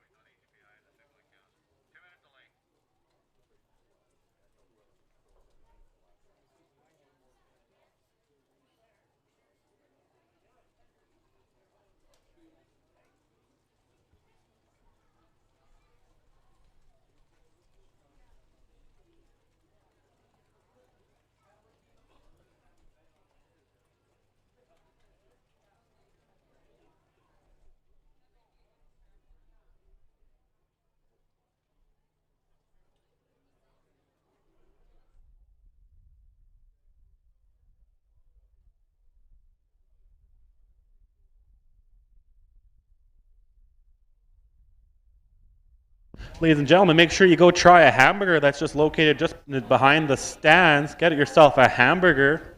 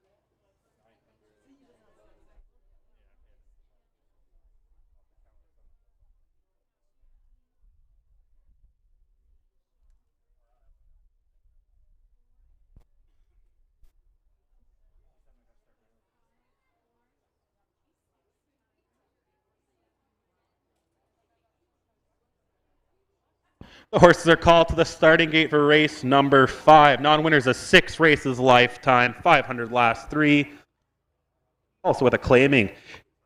Number 1, Next Thing Smoking. Kevin Hildebrandt teams up. Number 2, Sunshine Act with Dean Ray. Number 3, Heartland Banniesboro with Jock Lambert. And your post-time favorite. Number 4 is Tammy Blue with Clayton Braybrook. Number 5, Marv the Rat with Corey Manning. Number 6, Sprint to the Finish, Tyler Grundy. And number 7, Ask For Me with Mark Fillion. 6 pacers on the gate, 1 trailer.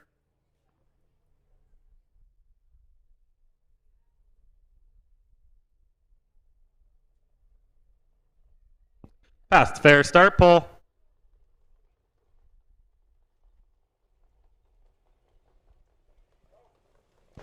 And they're off in pacing. And riding a little rough right there is Heartland Banniesboro right outside the gate.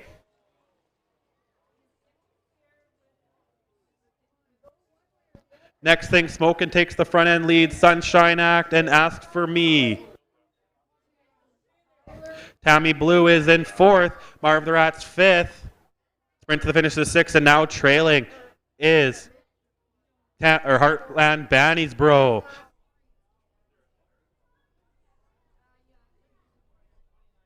$29 flat. Hold all tickets. Judges inquiry. Next Thing Smoking's leading the way. Sunshine Act's right there in 2nd. Ask For Me 3rd. Tammy Blue 4th. Marv the Rat is 5th. Sprint to the finish is 6th. And who can see them all is the favorite, Heartland Banniesboro, as they're coming around for the first time. Next Thing Smoking with Kevin Hildebrandt leading the way.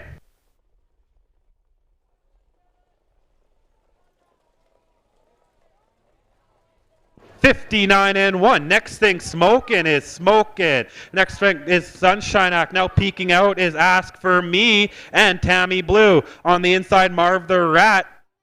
Sprint to the finish is 6th, and still trailing, trying to get back in this race is Heartland Banniesboro as they're bunching up 3 wide down the backstretch. Breaking again is the favorite, Heartland Banniesboro.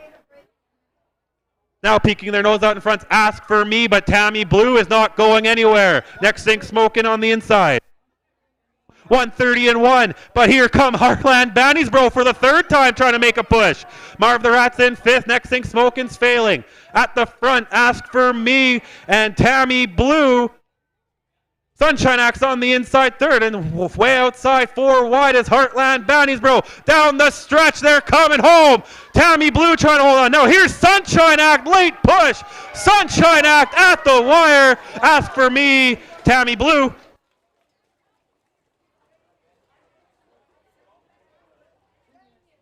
Two minutes and 2/5, ladies and gentlemen. Judges inquiry on that race. Hold all tickets. Judges inquiry.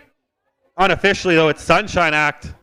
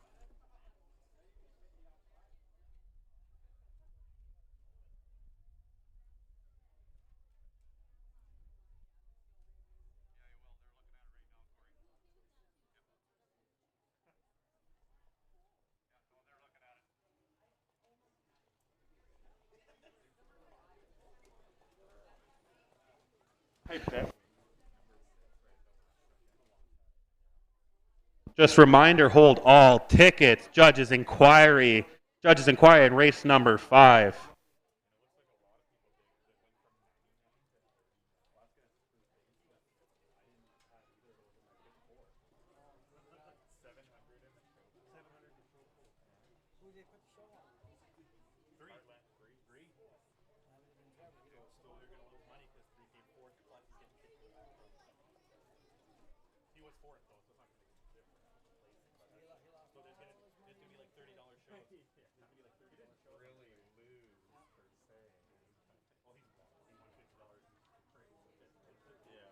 Coming to the winner's circle is the unofficial winner of race number 5, Sunshine Act. 3-year-old Bay filly by Sunshine Beach and Tell the Truth. Owned by Justin Ray, Alan Bride, and Michelle Mowat. Trained by Roland Ray and driven with a big win today by Dean Ray.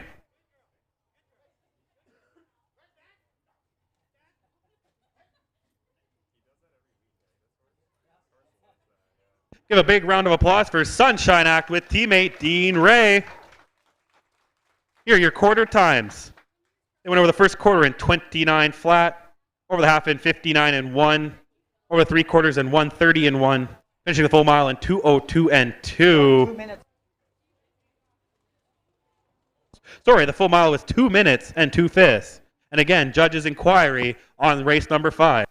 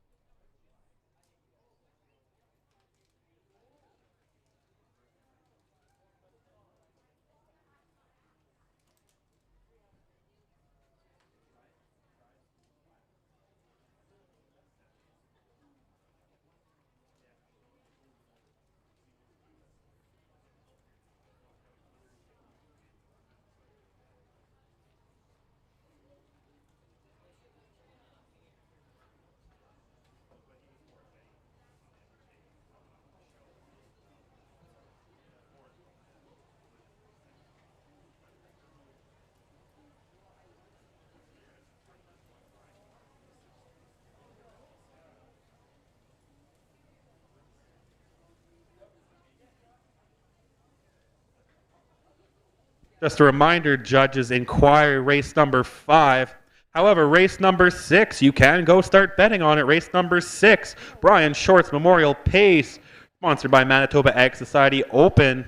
5 will go to post, win place, added show, exactor try Quinella betting in race number 6. Take a good look at that as the judges deliberate on race number 5.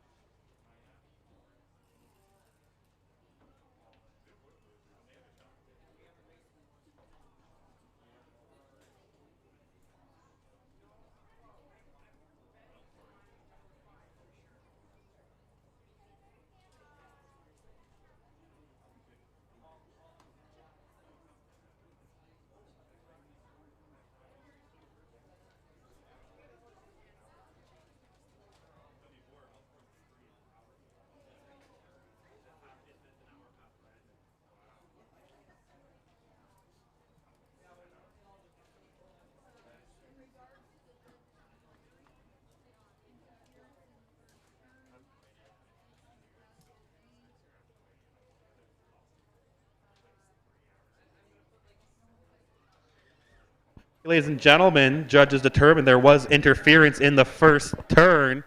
It will result in placement, will not affect the top 3 of finish, however.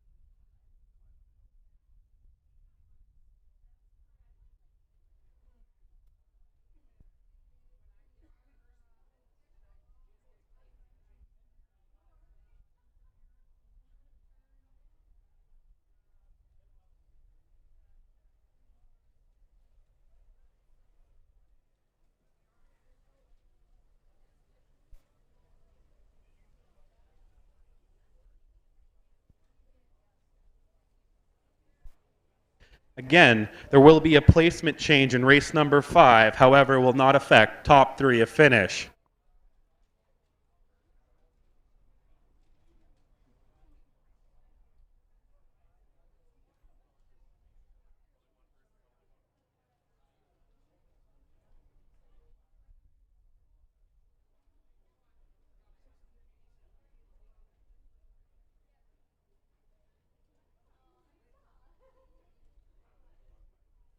Pay attention to these payouts. You're not going to believe it.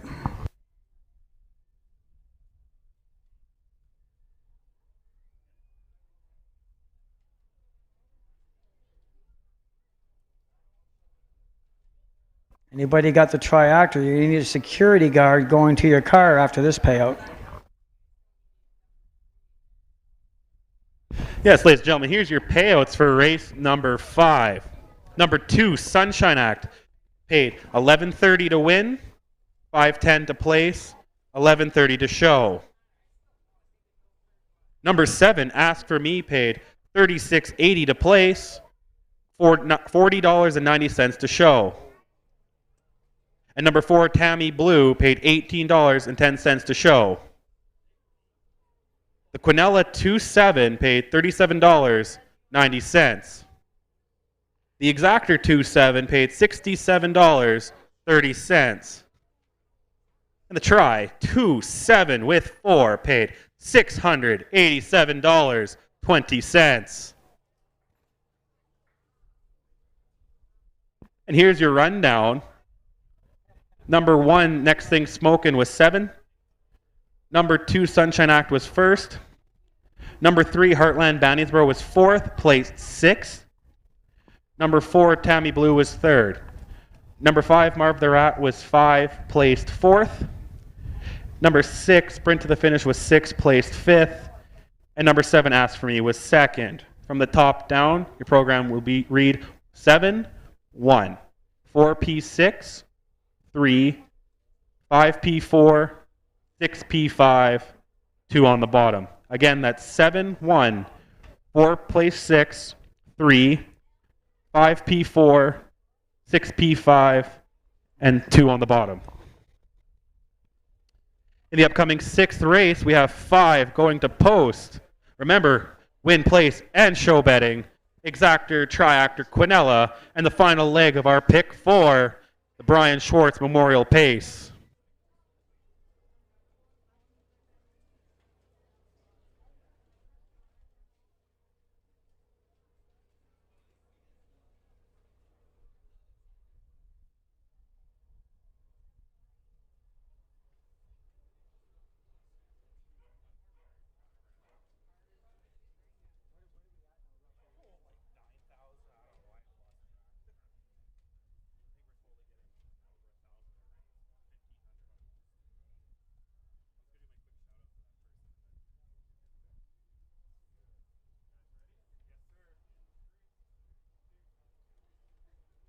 Wow, that was a crazy finish, crazy race, big payouts. With all this online support, when the favorites don't come in, sometimes we'll get some crazy $30, $40 shows, $680 try. Wow, that's really crazy. And a quick shout out to the odds professor out in BC, someone else that's been giving us support through on the line, online. And you need to come out and get a hamburger next year. We'll make it happen. So in race number 6, Brian Schwartz Memorial Pace, basically the Horse and Geldings Open. I'm going to go with number 5, Tito Santana. 4 straight wins since being on the circuit. Getting the outside, but should hopefully be able to get on the inside and go straight to the front. For second, I'm going to go Outlaw Kismet. Last week didn't have the greatest of trips, finishing 3rd behind Grey Z and Apogatura. But 3 straight wins before that. A bunch of times under 2 minutes, can't go wrong. And for third, I'm going to go Sanga Savannah. Had a big win a few weeks ago. Been a little quiet the last couple of weeks, but I think Tyler Grundy's going to really push this horse to the front end. What about you, Mike? Well, I still can't get over the $687 tractor. I think that's the largest tractor payoff, at least since the early 90s on the fair circuit, so that's pretty impressive. We got the post parade here, and I'll be back with my picks. Here's the post parade. Number 1, Charlie's Dragon, owned by Lorraine Ray, trained by Lorraine Ray, driven today by Dean Ray. Number 2 is Apagatura, owned by Glenda Giles, trained by Clayton Braybrook, and driven today by Clayton. Number 3 is Sanga Savannah, owned by Jacqueline Grundy, trained by Jacqueline Grundy, driven today by Tyler. Number 4 is Outlaw Kismet, owned by Trevor Williams and Annabelle Peary, trained by Trevor Williams, driven today by Jock Lambert. And number 5, Tito Santana, owned by Trevor Williams, trained by Trevor, driven today by Chris Brown. And right back to Mike with his picks.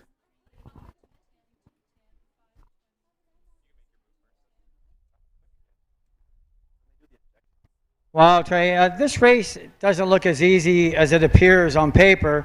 I had a real hard time picking a winner in this race between the two horse, Apagatura and Tito Santana. I had to really look at it careful, and I'm going to stick with Tito Santana with 4 straight wins. The horse is absolutely razor sharp, had a track record about a month ago in 57-1 till it was broken by Gray Z. But I don't think he's going to win this one easy, but I will take Tito Santana as my top pick. Here's the horse you got to watch out for, and I'll tell you why. Is that Apagatura. Everybody was saying, wow, 56-3 with Gray Z. But if you watch that race, Apagatura with Clayton Braybrook had by far the roughest trip. He was first over. He had no cover. He had the hardest mile in that race. And I think if he had the same trip that Gray Z did, I think that it would have been a different outcome. And Apagatura might have had the 56-3 mile.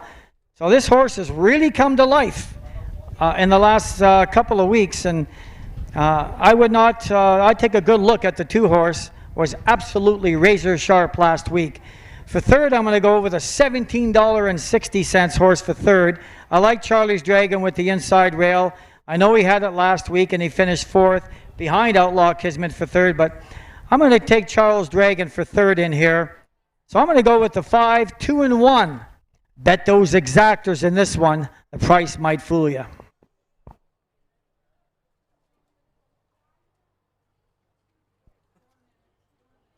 Less than 4 minutes to post time, less than 4.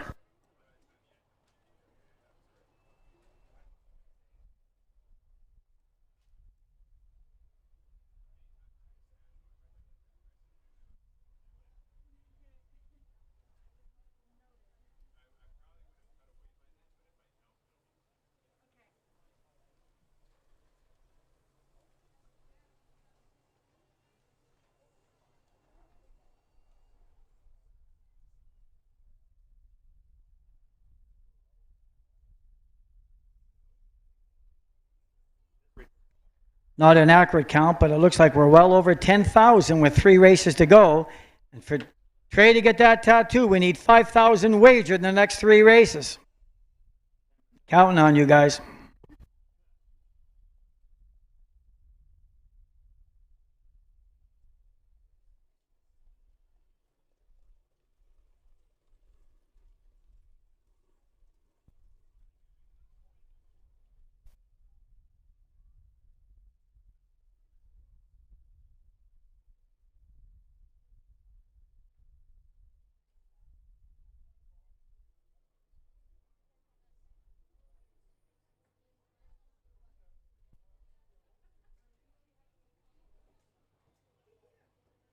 Chris Brown favorite right now at $4.10 with Tito Santana.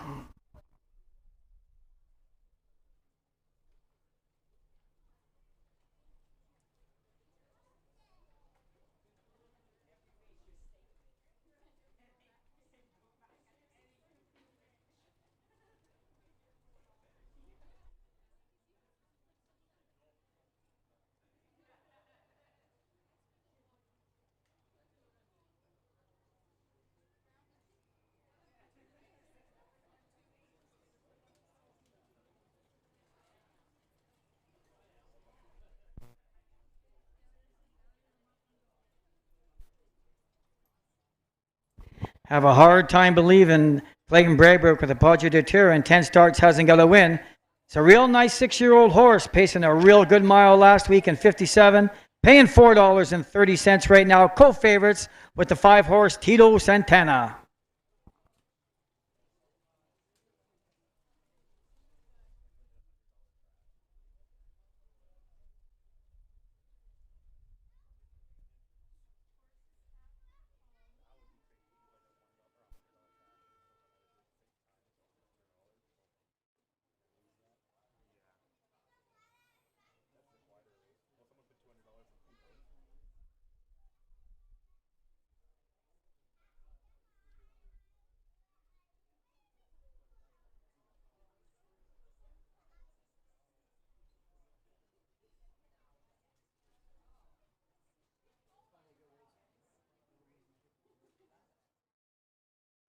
Less than 1 minute to post. Get those last second bets in. 1 minute to post.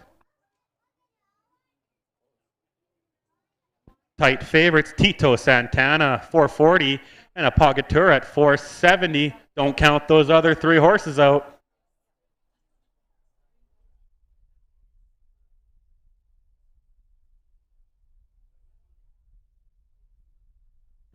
The horses are called to the starting gate for race number 6, Brian Short's Memorial Pace, sponsored by Miami AG Society. Number 1, Charlie's Dragon, Dean Ray and the bike. Number 2, Apagatura with Clayton Braybrook. Number 3, Sanga Savannah with Tyler Grundy. Number 4, Outlaw Kismet with Jacques Lambert. And number 5, your favorite, Tito Santana. Chris Brown looking for his second win of the year. 5 pacers on the gate. Horse and gelding open.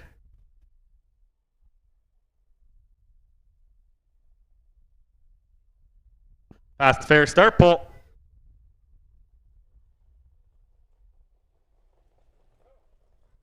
And they're off in pacing. Straight to the front end. Outlaw Kismet trying to take over. Charlie's Dragons in second. Apagatura is in third. Sanga Savannah fourth and trailing Tito Santana. As they're heading down the backstretch, Outlaw Kismet's your leader. Charlie's Dragons in second. Apagatura still is in third. Sanga Savannah, and the favorite is trailing Tito Santana. As they're coming to the quarter mark, it's Outlaw Kismet. 29-1 opening quarter. Outlaw Kismet setting that pace. Charlie's Dragons in second. Apagatura's third. Sanga Savannah fourth. And Tito sitting in fifth as they're coming down the stretch for the first time. Jacques Lambert with Outlaw Kismet leading the way.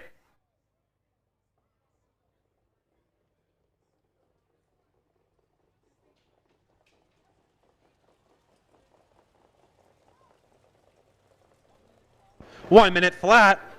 Outlaw Kismet still leading the way. Charlie's Dragons on the inside second. Apagatura on the outside making a move third. Sanga Savannah's out too wide fourth as well.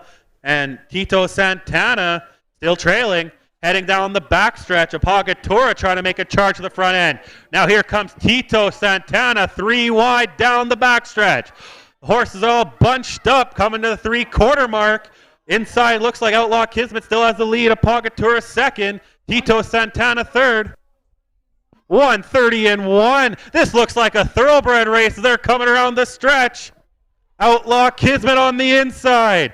Sanga Savannah second on the outside. 3 wide. Tito Santana. Don't count out Charlie's Dragon and Sanga Savannah. They're down the stretch. Apagatura with the nose lead. Tito Santana out wide.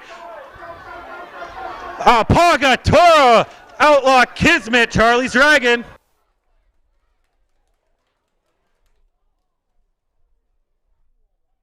.201 flat.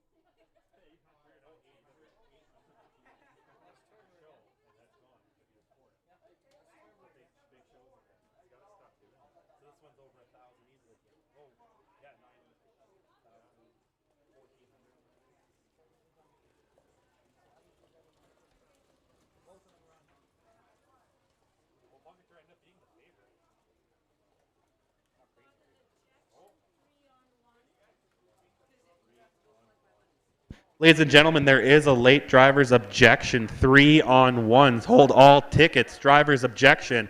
3 3-on-1.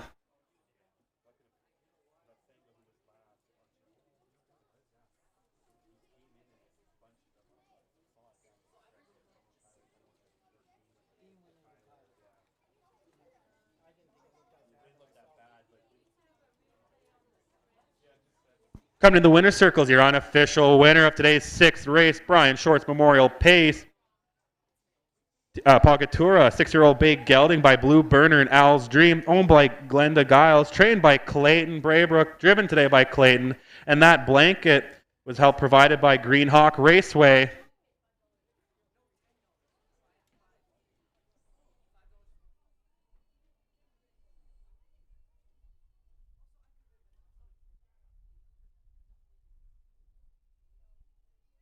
There you go. Big round of applause for Pagatura with teammate Clayton Braybrook picking up his 4th win this season. Here are your quarter times. Went over the first quarter in 29-1. Over the first half in a minute flat. Over 3/4 in 1:30-1. Finishing the full mile in 2:01 flat. And again, driver's objection, 3-on-1. Hold all tickets as judges deliberate. But in the upcoming 7th race, quick changes to anyone who missed them earlier. Daily Double is now driven by Christopher Brown. And number 4, Great Quote, will now be driven by Michelle Ray. Otherwise, 5 will go to post in the Blink-a-Ching Retirement Pace. Win, Place, Show, Exactor Try, Quinella Betting, and the first leg of our late Daily Double.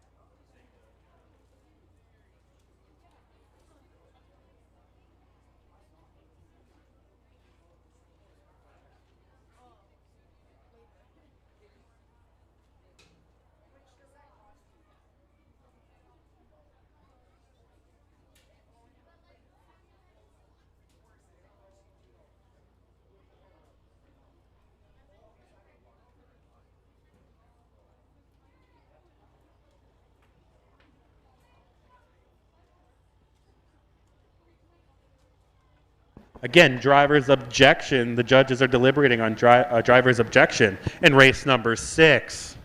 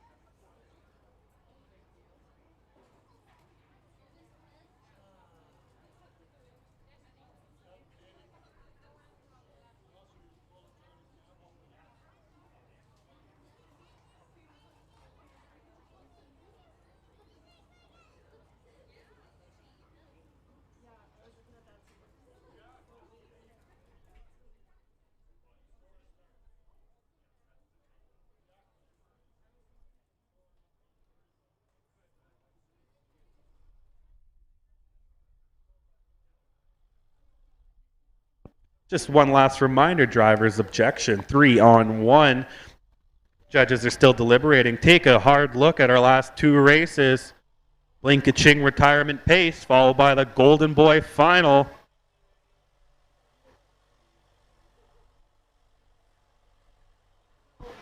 And we do have a late daily double picking the winner of race number 7 with the race number 8. If you've never tried the daily double, walk up to the wicket, ask what you like in race number 7 to say $2 daily double with the horse you like in the 7th race, followed by the horse you like in the 8th race. It's only a 4-horse field in the 8th race. You could cover them all.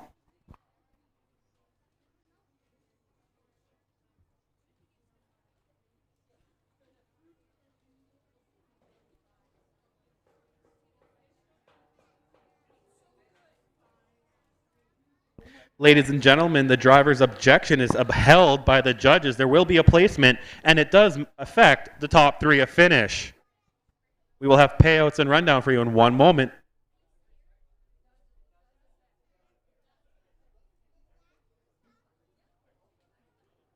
It affects top 3, not, however, Apagatura's win.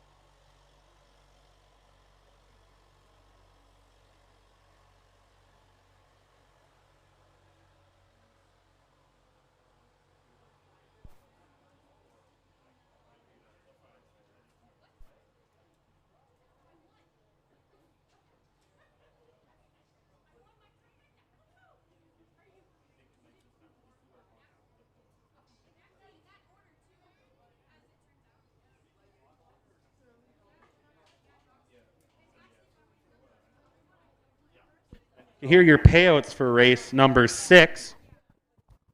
Number 2, Apagatura, paid $330 to win, $320 to place, $210 to show.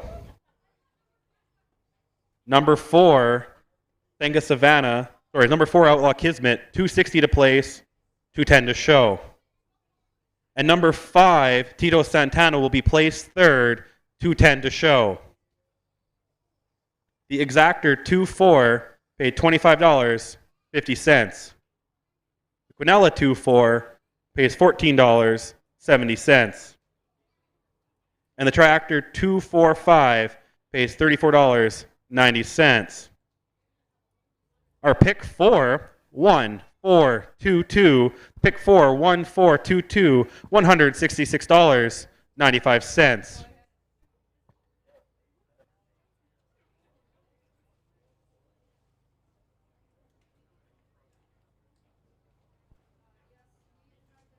And here's the rundown.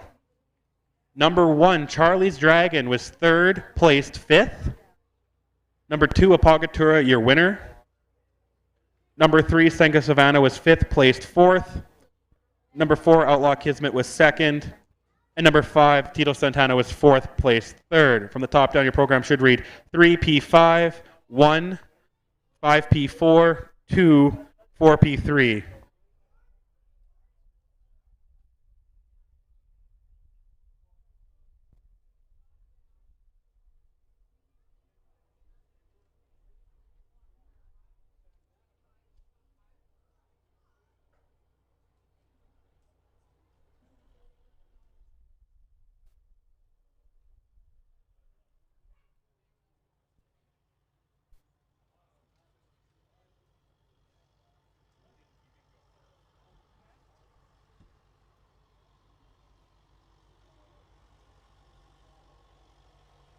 The horses are on the track for post-parade for race number 7, Blink-a-Ching, Retirement Pace. Number 1, Daily Double, owned by Melanie Ray Clark, trained by Melanie Ray, driven today by Chris Brown.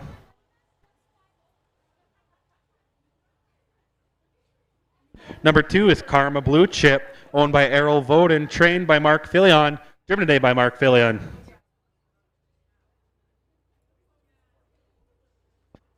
3 is Blink-a-Ching, owned, trained, and driven by Clayton Braybrook, having his retirement party in this race. Number 4 is Great Quote, owned by Melanie Ray Clark, Skylar, and Austin Clark, trained by Melanie, driven today by Michelle Ray. And number 5, Little Tags, owned by Don and Sheila Annis, trained by Don Annis, driven today by Daryl Mason. 5 will go to post in the Blink-a-Ching Retirement Pace. Non-winners of a race this meet. Win, place, show, Exactor, Tri, Quinella, and the late Daily Double betting.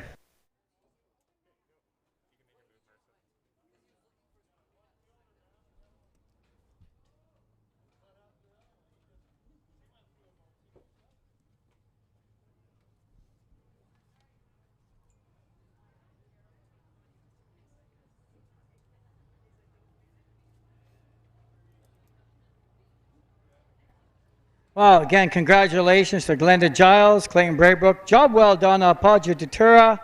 Finally got a win, and a very impressive one. They were all there at the wire, and Clayton Braybrook hung on with a good win in the Brian Schwartz Memorial Pace. The Blink-a-Ching Retirement Pace, non-winners of a race this meet, going for $1,800. I like the 4-horse a lot, currently at $6 on the board, Michelle Ray aboard. I'll tell you why I really like this horse here. Take a look at the horses that he's raced against and lost to. 4 seconds and 4 thirds. Outlaw Kismet, Outlaw Kismet, Outlaw Kismet. Tina Santana. Those horses were all racing in the open last race. So this horse, to me, is going to appreciate this field of horses. And Great Quote, to me, looks like Michelle Ray should get a win with this horse. Owner Melanie Ray Clark. I really like the chances of Great Quote in race number 7. Horse for second, Little Tags, trainer Donnie Annis. This 4-year-old gelding, no slouch either. Hard to believe some of these horses haven't got to the winning circle because they're pacing some pretty good miles.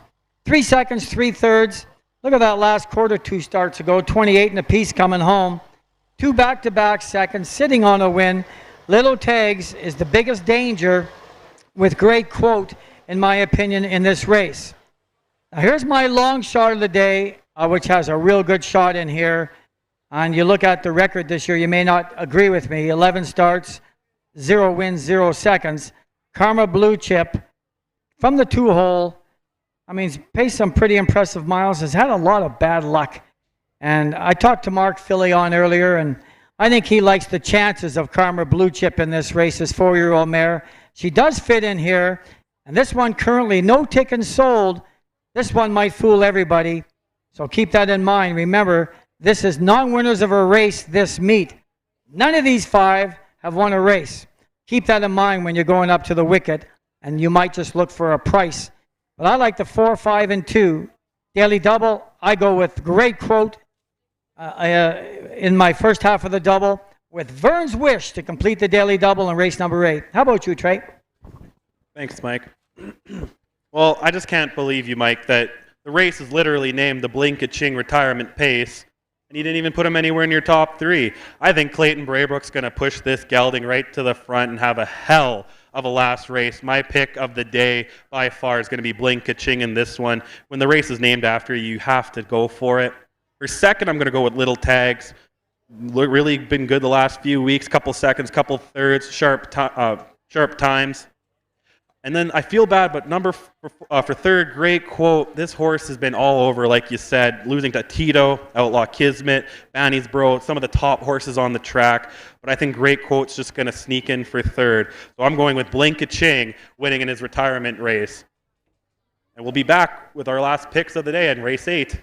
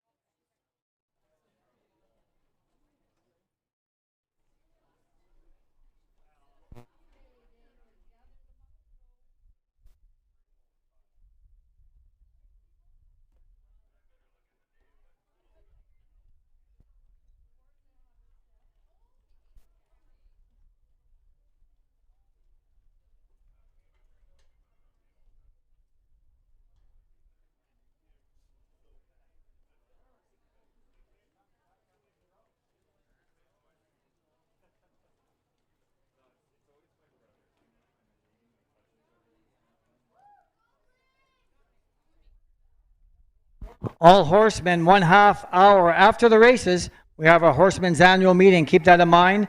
Please attend.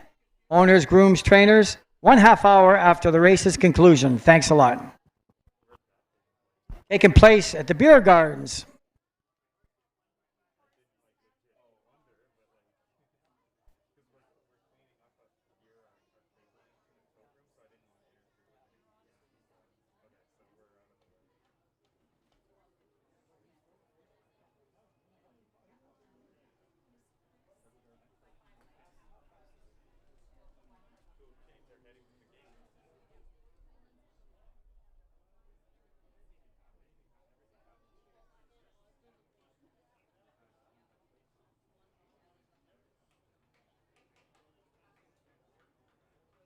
Horses are called to the starting gate for race number 7. Blink Kaching retirement pace. $1 daily, Number 1 is Daily Double with Chris Brown. Number 2 is Karma Blue Chip with Mark Fillion. Number 3, the retirement guy, Blink Kaching, Clayton Braybrook. Number 4 with Great Quote with Michelle Ray. And number 5, Little Tags with Daryl Mason. 5 pacers on the gate.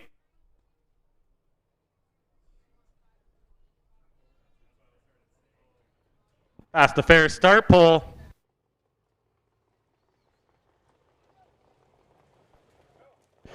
And they're off in pacing. Straight to the front end.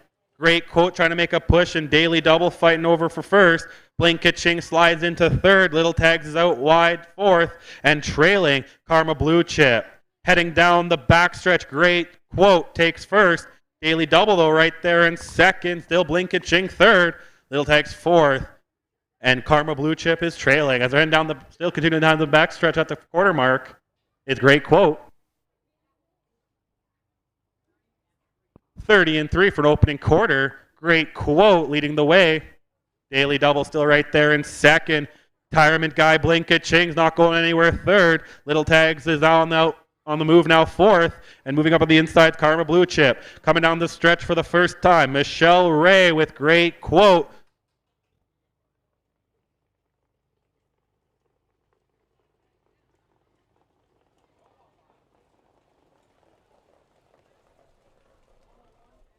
$101.04 for opening half mile. Great Quote still leading the way. Little Tags is now in second on the inside. Daily Double third. Blink Kaching now in fourth, still trailing Karma Blue Chip. Little Tags and Great Quote breaking away from the group there.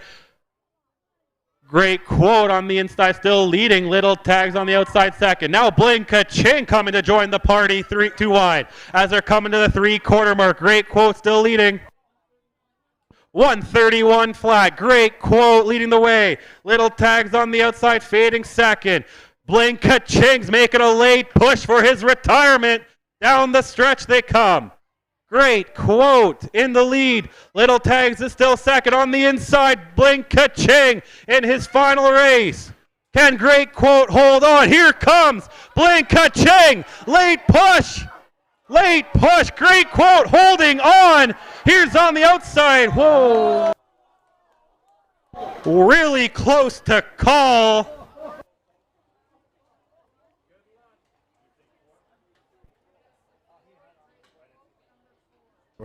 Number 4 at the wire. Great Quote. Number 4.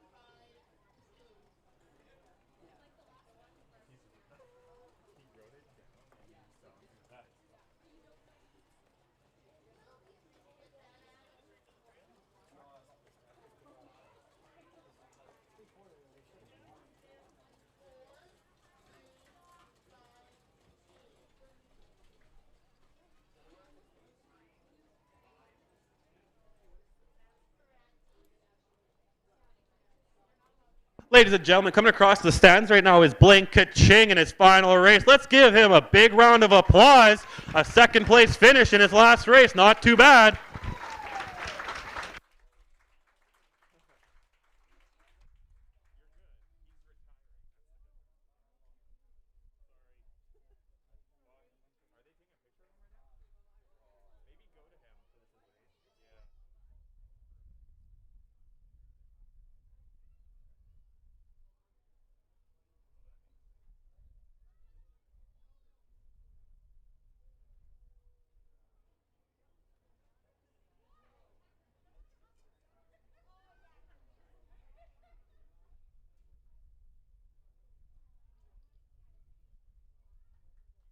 There you go. One more round of applause for Blink Ka-ching. And now coming to the winner's circle is the unofficial winner of today's 7th race. Great Quote. 9-year-old brown gelding by Well Said and Hallmark Hanover. Owned by Melanie Ray Clark and Skylar and Austin Clark down there getting their picture taken. Trained by Melanie. Big win today by Michelle Ray.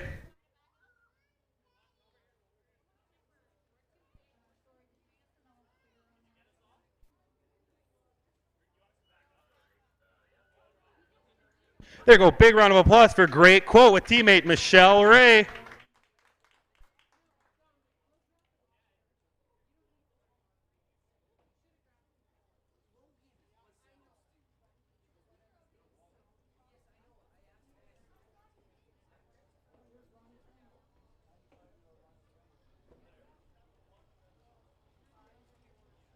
There we go. Great Quote.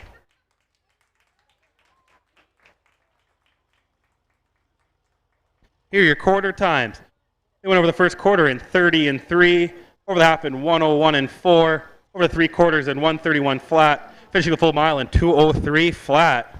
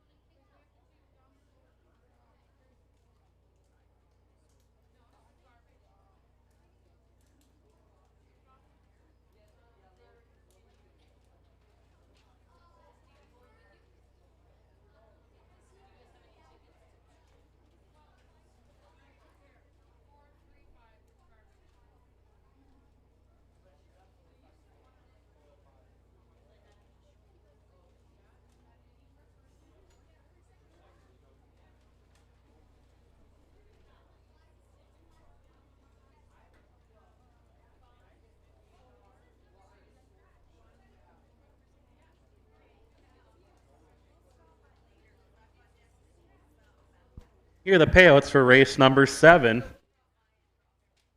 Number 4, Great Quote, paid $5.50 to win, $2.90 to place, $2.10 to show. Number 3, Blink-a-Ching, $3.50 to place, $2.10 to show. And number 5, Little Tags, $2.30 to show. The Quinella 3-4, $15.90. The exactor paid 4 with all. The exactor 4 with all paid $3.30. And the triactor 435 paid $29.10.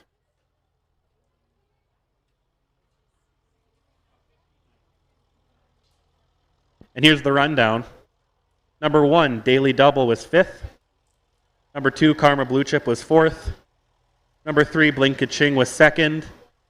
Number 4, Great Quote, your winner. And number 5, Little Tags was 3rd. From the top down, your program should read 5, 4, 2, 1, 3. In the upcoming 8th and final race, Golden Boy Final. Only change, number 3, The Little Beast is scratched. And no show wagering. There is win, place, exactor, Quinella, triactor. For Manitoba bred colt and geldings will go for the Golden Boy Final in about 10 minutes.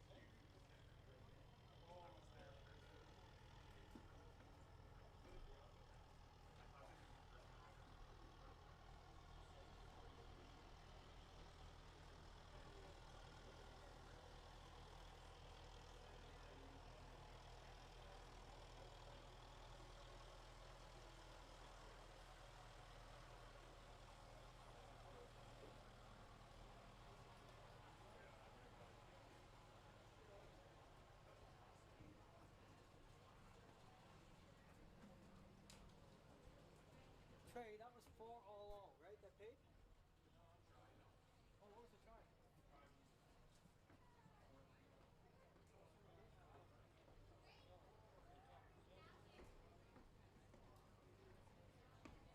Somebody folks. Oh, okay. Yeah, just a clarification. That last race, the triactor paid $435, $29.10.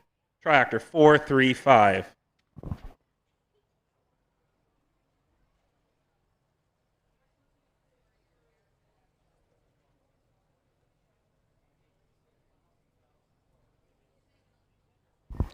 Just over 12,000 thus far wagered. Trey's looking pretty safe unless somebody bets 3,000 this race.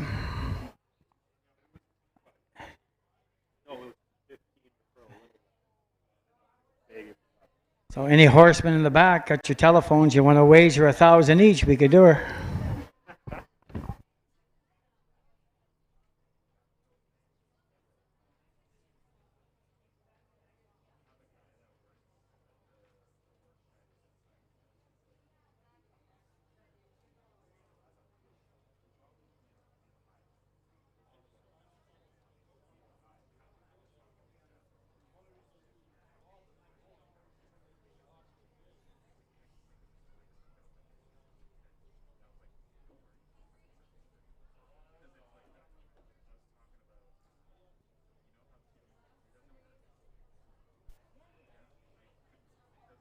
Again, Dave Bryden's last race on the Manitoba circuit here for the standardbred industry.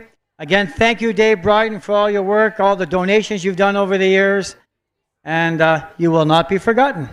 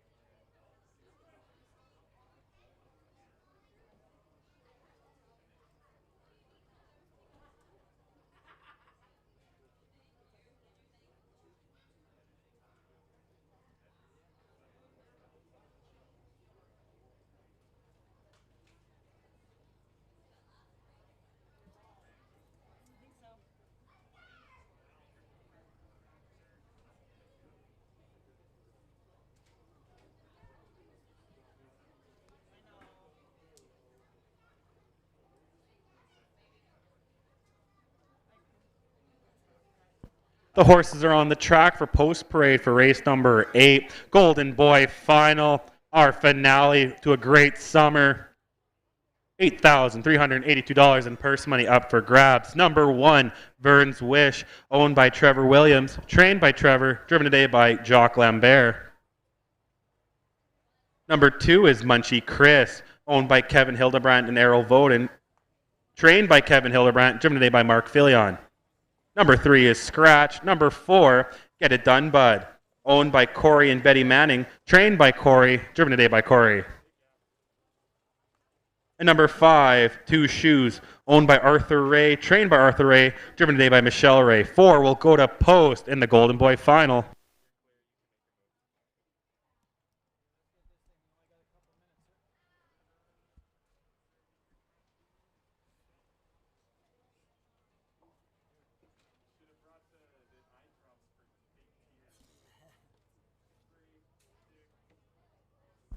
Wow, the 10-week meet coming to a finale, Trey. Last race for 2020, the Golden Boy Final for $8,382. We go to the inside, Jacques Lambert with Vern's Wish. Last week, Suicide Fractions, Chris Brown was trying to get to the top, 28 and 158. Did that horse in. 4-horse field, doesn't look like too much early speed, and Vern's Wish can leave a ton. So we'll see how far Jacques Lambert can go. But I expect he'll be tough to beat in this final race. Mighty Chris might have something to say about it with Mark Filion. Should get the monster trip behind Vern's Wish. Paced a really good mile last week, finished third and 2:03 with Follow Your Nose. Much tougher company that day than in here. And the 5-horse Two Shoes, Michelle Ray, trainer Arthur Ray. Another one that's been there almost every single time. 7 in the top 3 and 9 starts. You can't leave Two Shoes out. We'll be flying down the lane, and we'll see. This is going to be not an easy horse race, but I take Vern's Wish. Thanks a lot to the fans that come out to Miami every week. We hope to see everybody back next year. Let's hope there's a vaccine early in the year, and we don't have to worry about wearing these masks next year. But one way or the other, I think the harness racing will be going on. So thank you very much for your support for the last 10 weeks. Much appreciated.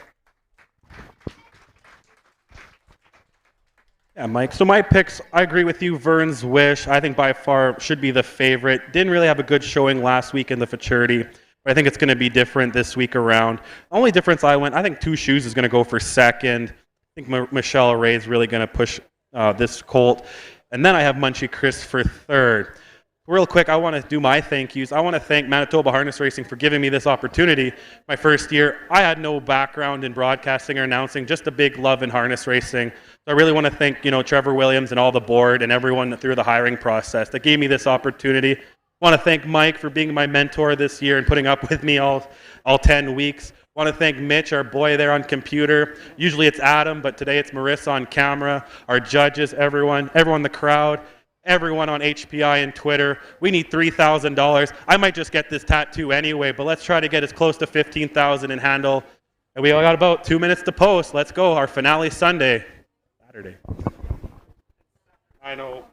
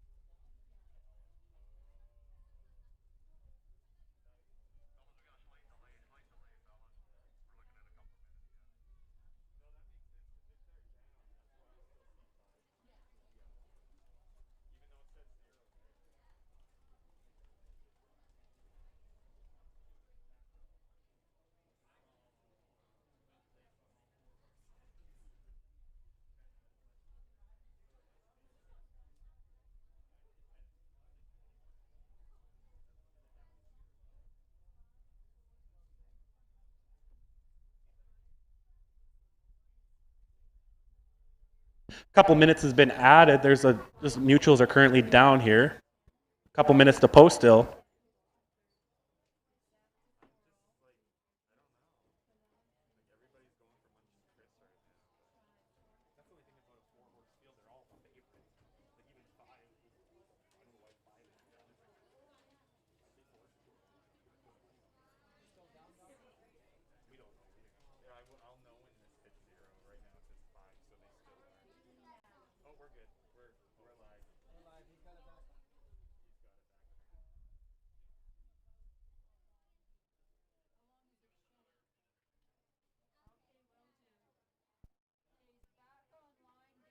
Mutuals is back online here at the track. About 2 minutes to post in our final on this beautiful Saturday.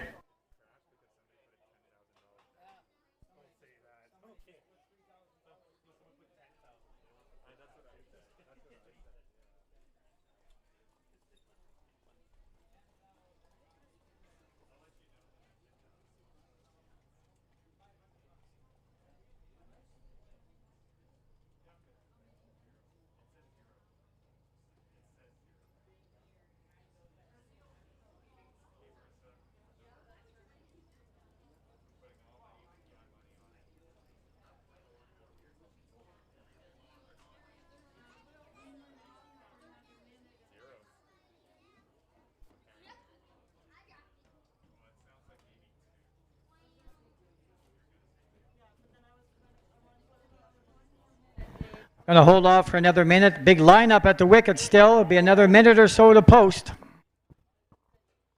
But everybody says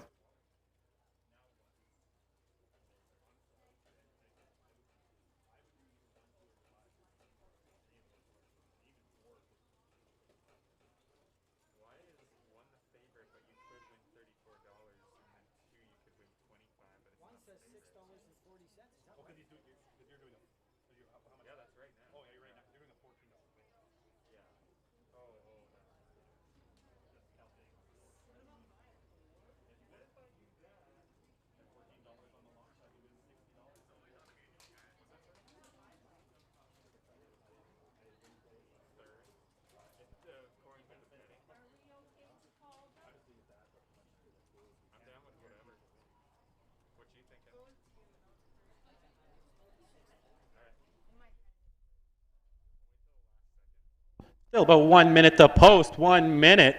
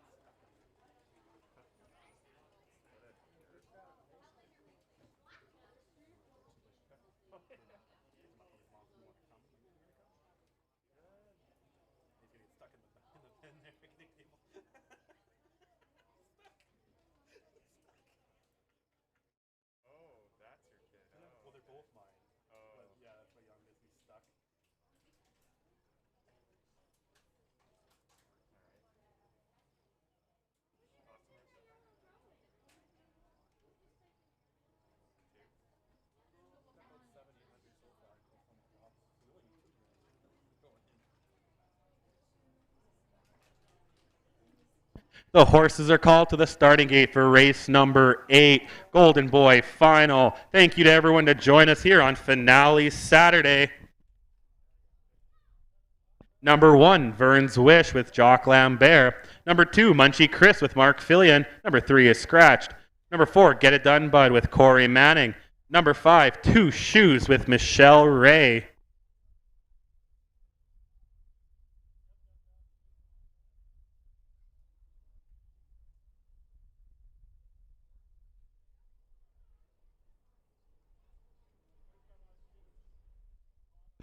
Coming down the stretch, 4 on the gate. Past fair start pole.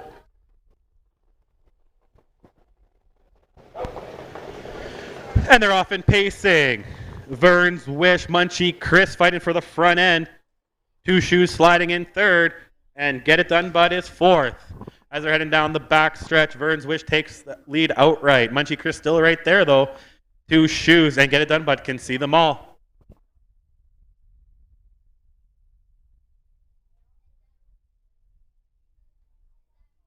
Vern's Wish still leading the way as they're coming to the quarter mark. Munchie Chris still right there in second. 29-1. Now catching up to the pack is Two Shoes and Get It Done Bud. As they're coming around the corner for the first time, Vern's Wish still leading the way. Munchie Chris second, Two Shoes third. Get It Done Bud. Coming down the stretch for the first time. Single file.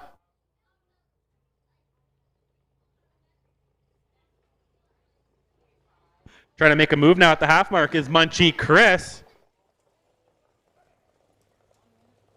1 minute and 4/5 for the first half mile as they're turning into the clubhouse turn for the last and final time this year. Vern's Wish still holding on. On the outside, Munchie Chris is fading to third. Two Shoes moves on the inside second. Get It Done Bud still trailing. Down the backstretch they go. Vern's Wish leading the way. Two Shoes not going anywhere.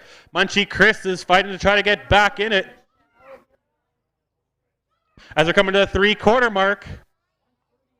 1:30-3, Vern's Wish. They look 3 wide coming around that stretch for the last time. Burns Wish still leading the way. Two Shoes is second. Munchie Chris is third. And Get It Done Bud trailing. Down the stretch, Burns Wish is pulling away from Two Shoes. Burns Wish is the 2020 Golden Boy, followed by Two Shoes. Munchie Chris and Get It Done Bud fighting for third. 202 and 1.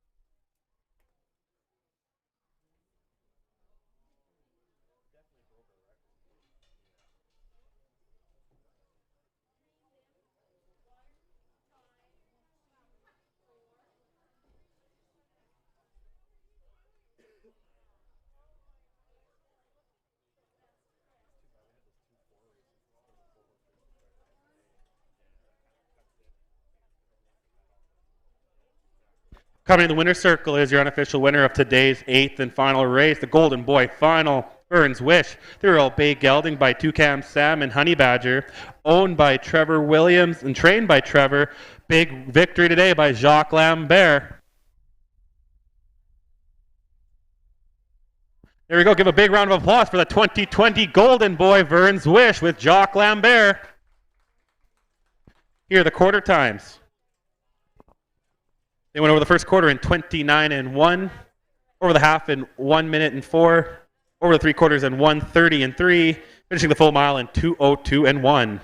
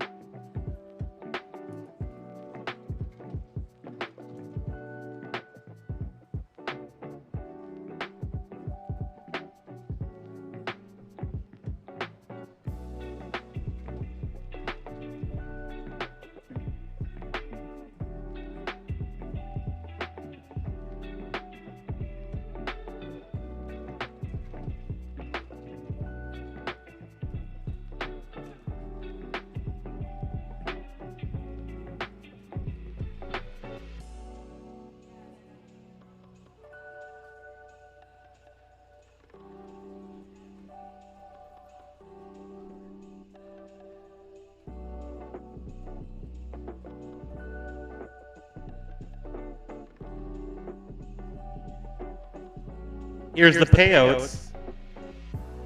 Number 1, Vern's Wish, paid $7 to win, $3.10 to place. And number 5, Two Shoes, paid $3.60 to place. The exactor 1-5 paid $7.80. The Quinella 1-5 pays $5.30. The Triactor 1-5-2 pays $10.50. The Daily Double 4-1 paid $9.80. Here's your rundown. Number 1, Vern's Wish, your winner. Number 2, Munchie's Chris, was third. Number 3 was scratched. Number 4, Get It Done Bud, was fourth.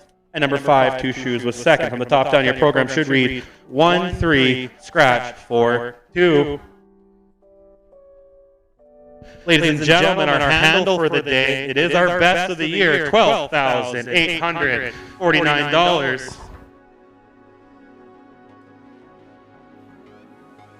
I want to thank everyone that's joined us here today all year long, and everyone who's joined us online through HPI Bet and Simulcast. See you all next year. Thank you, everyone.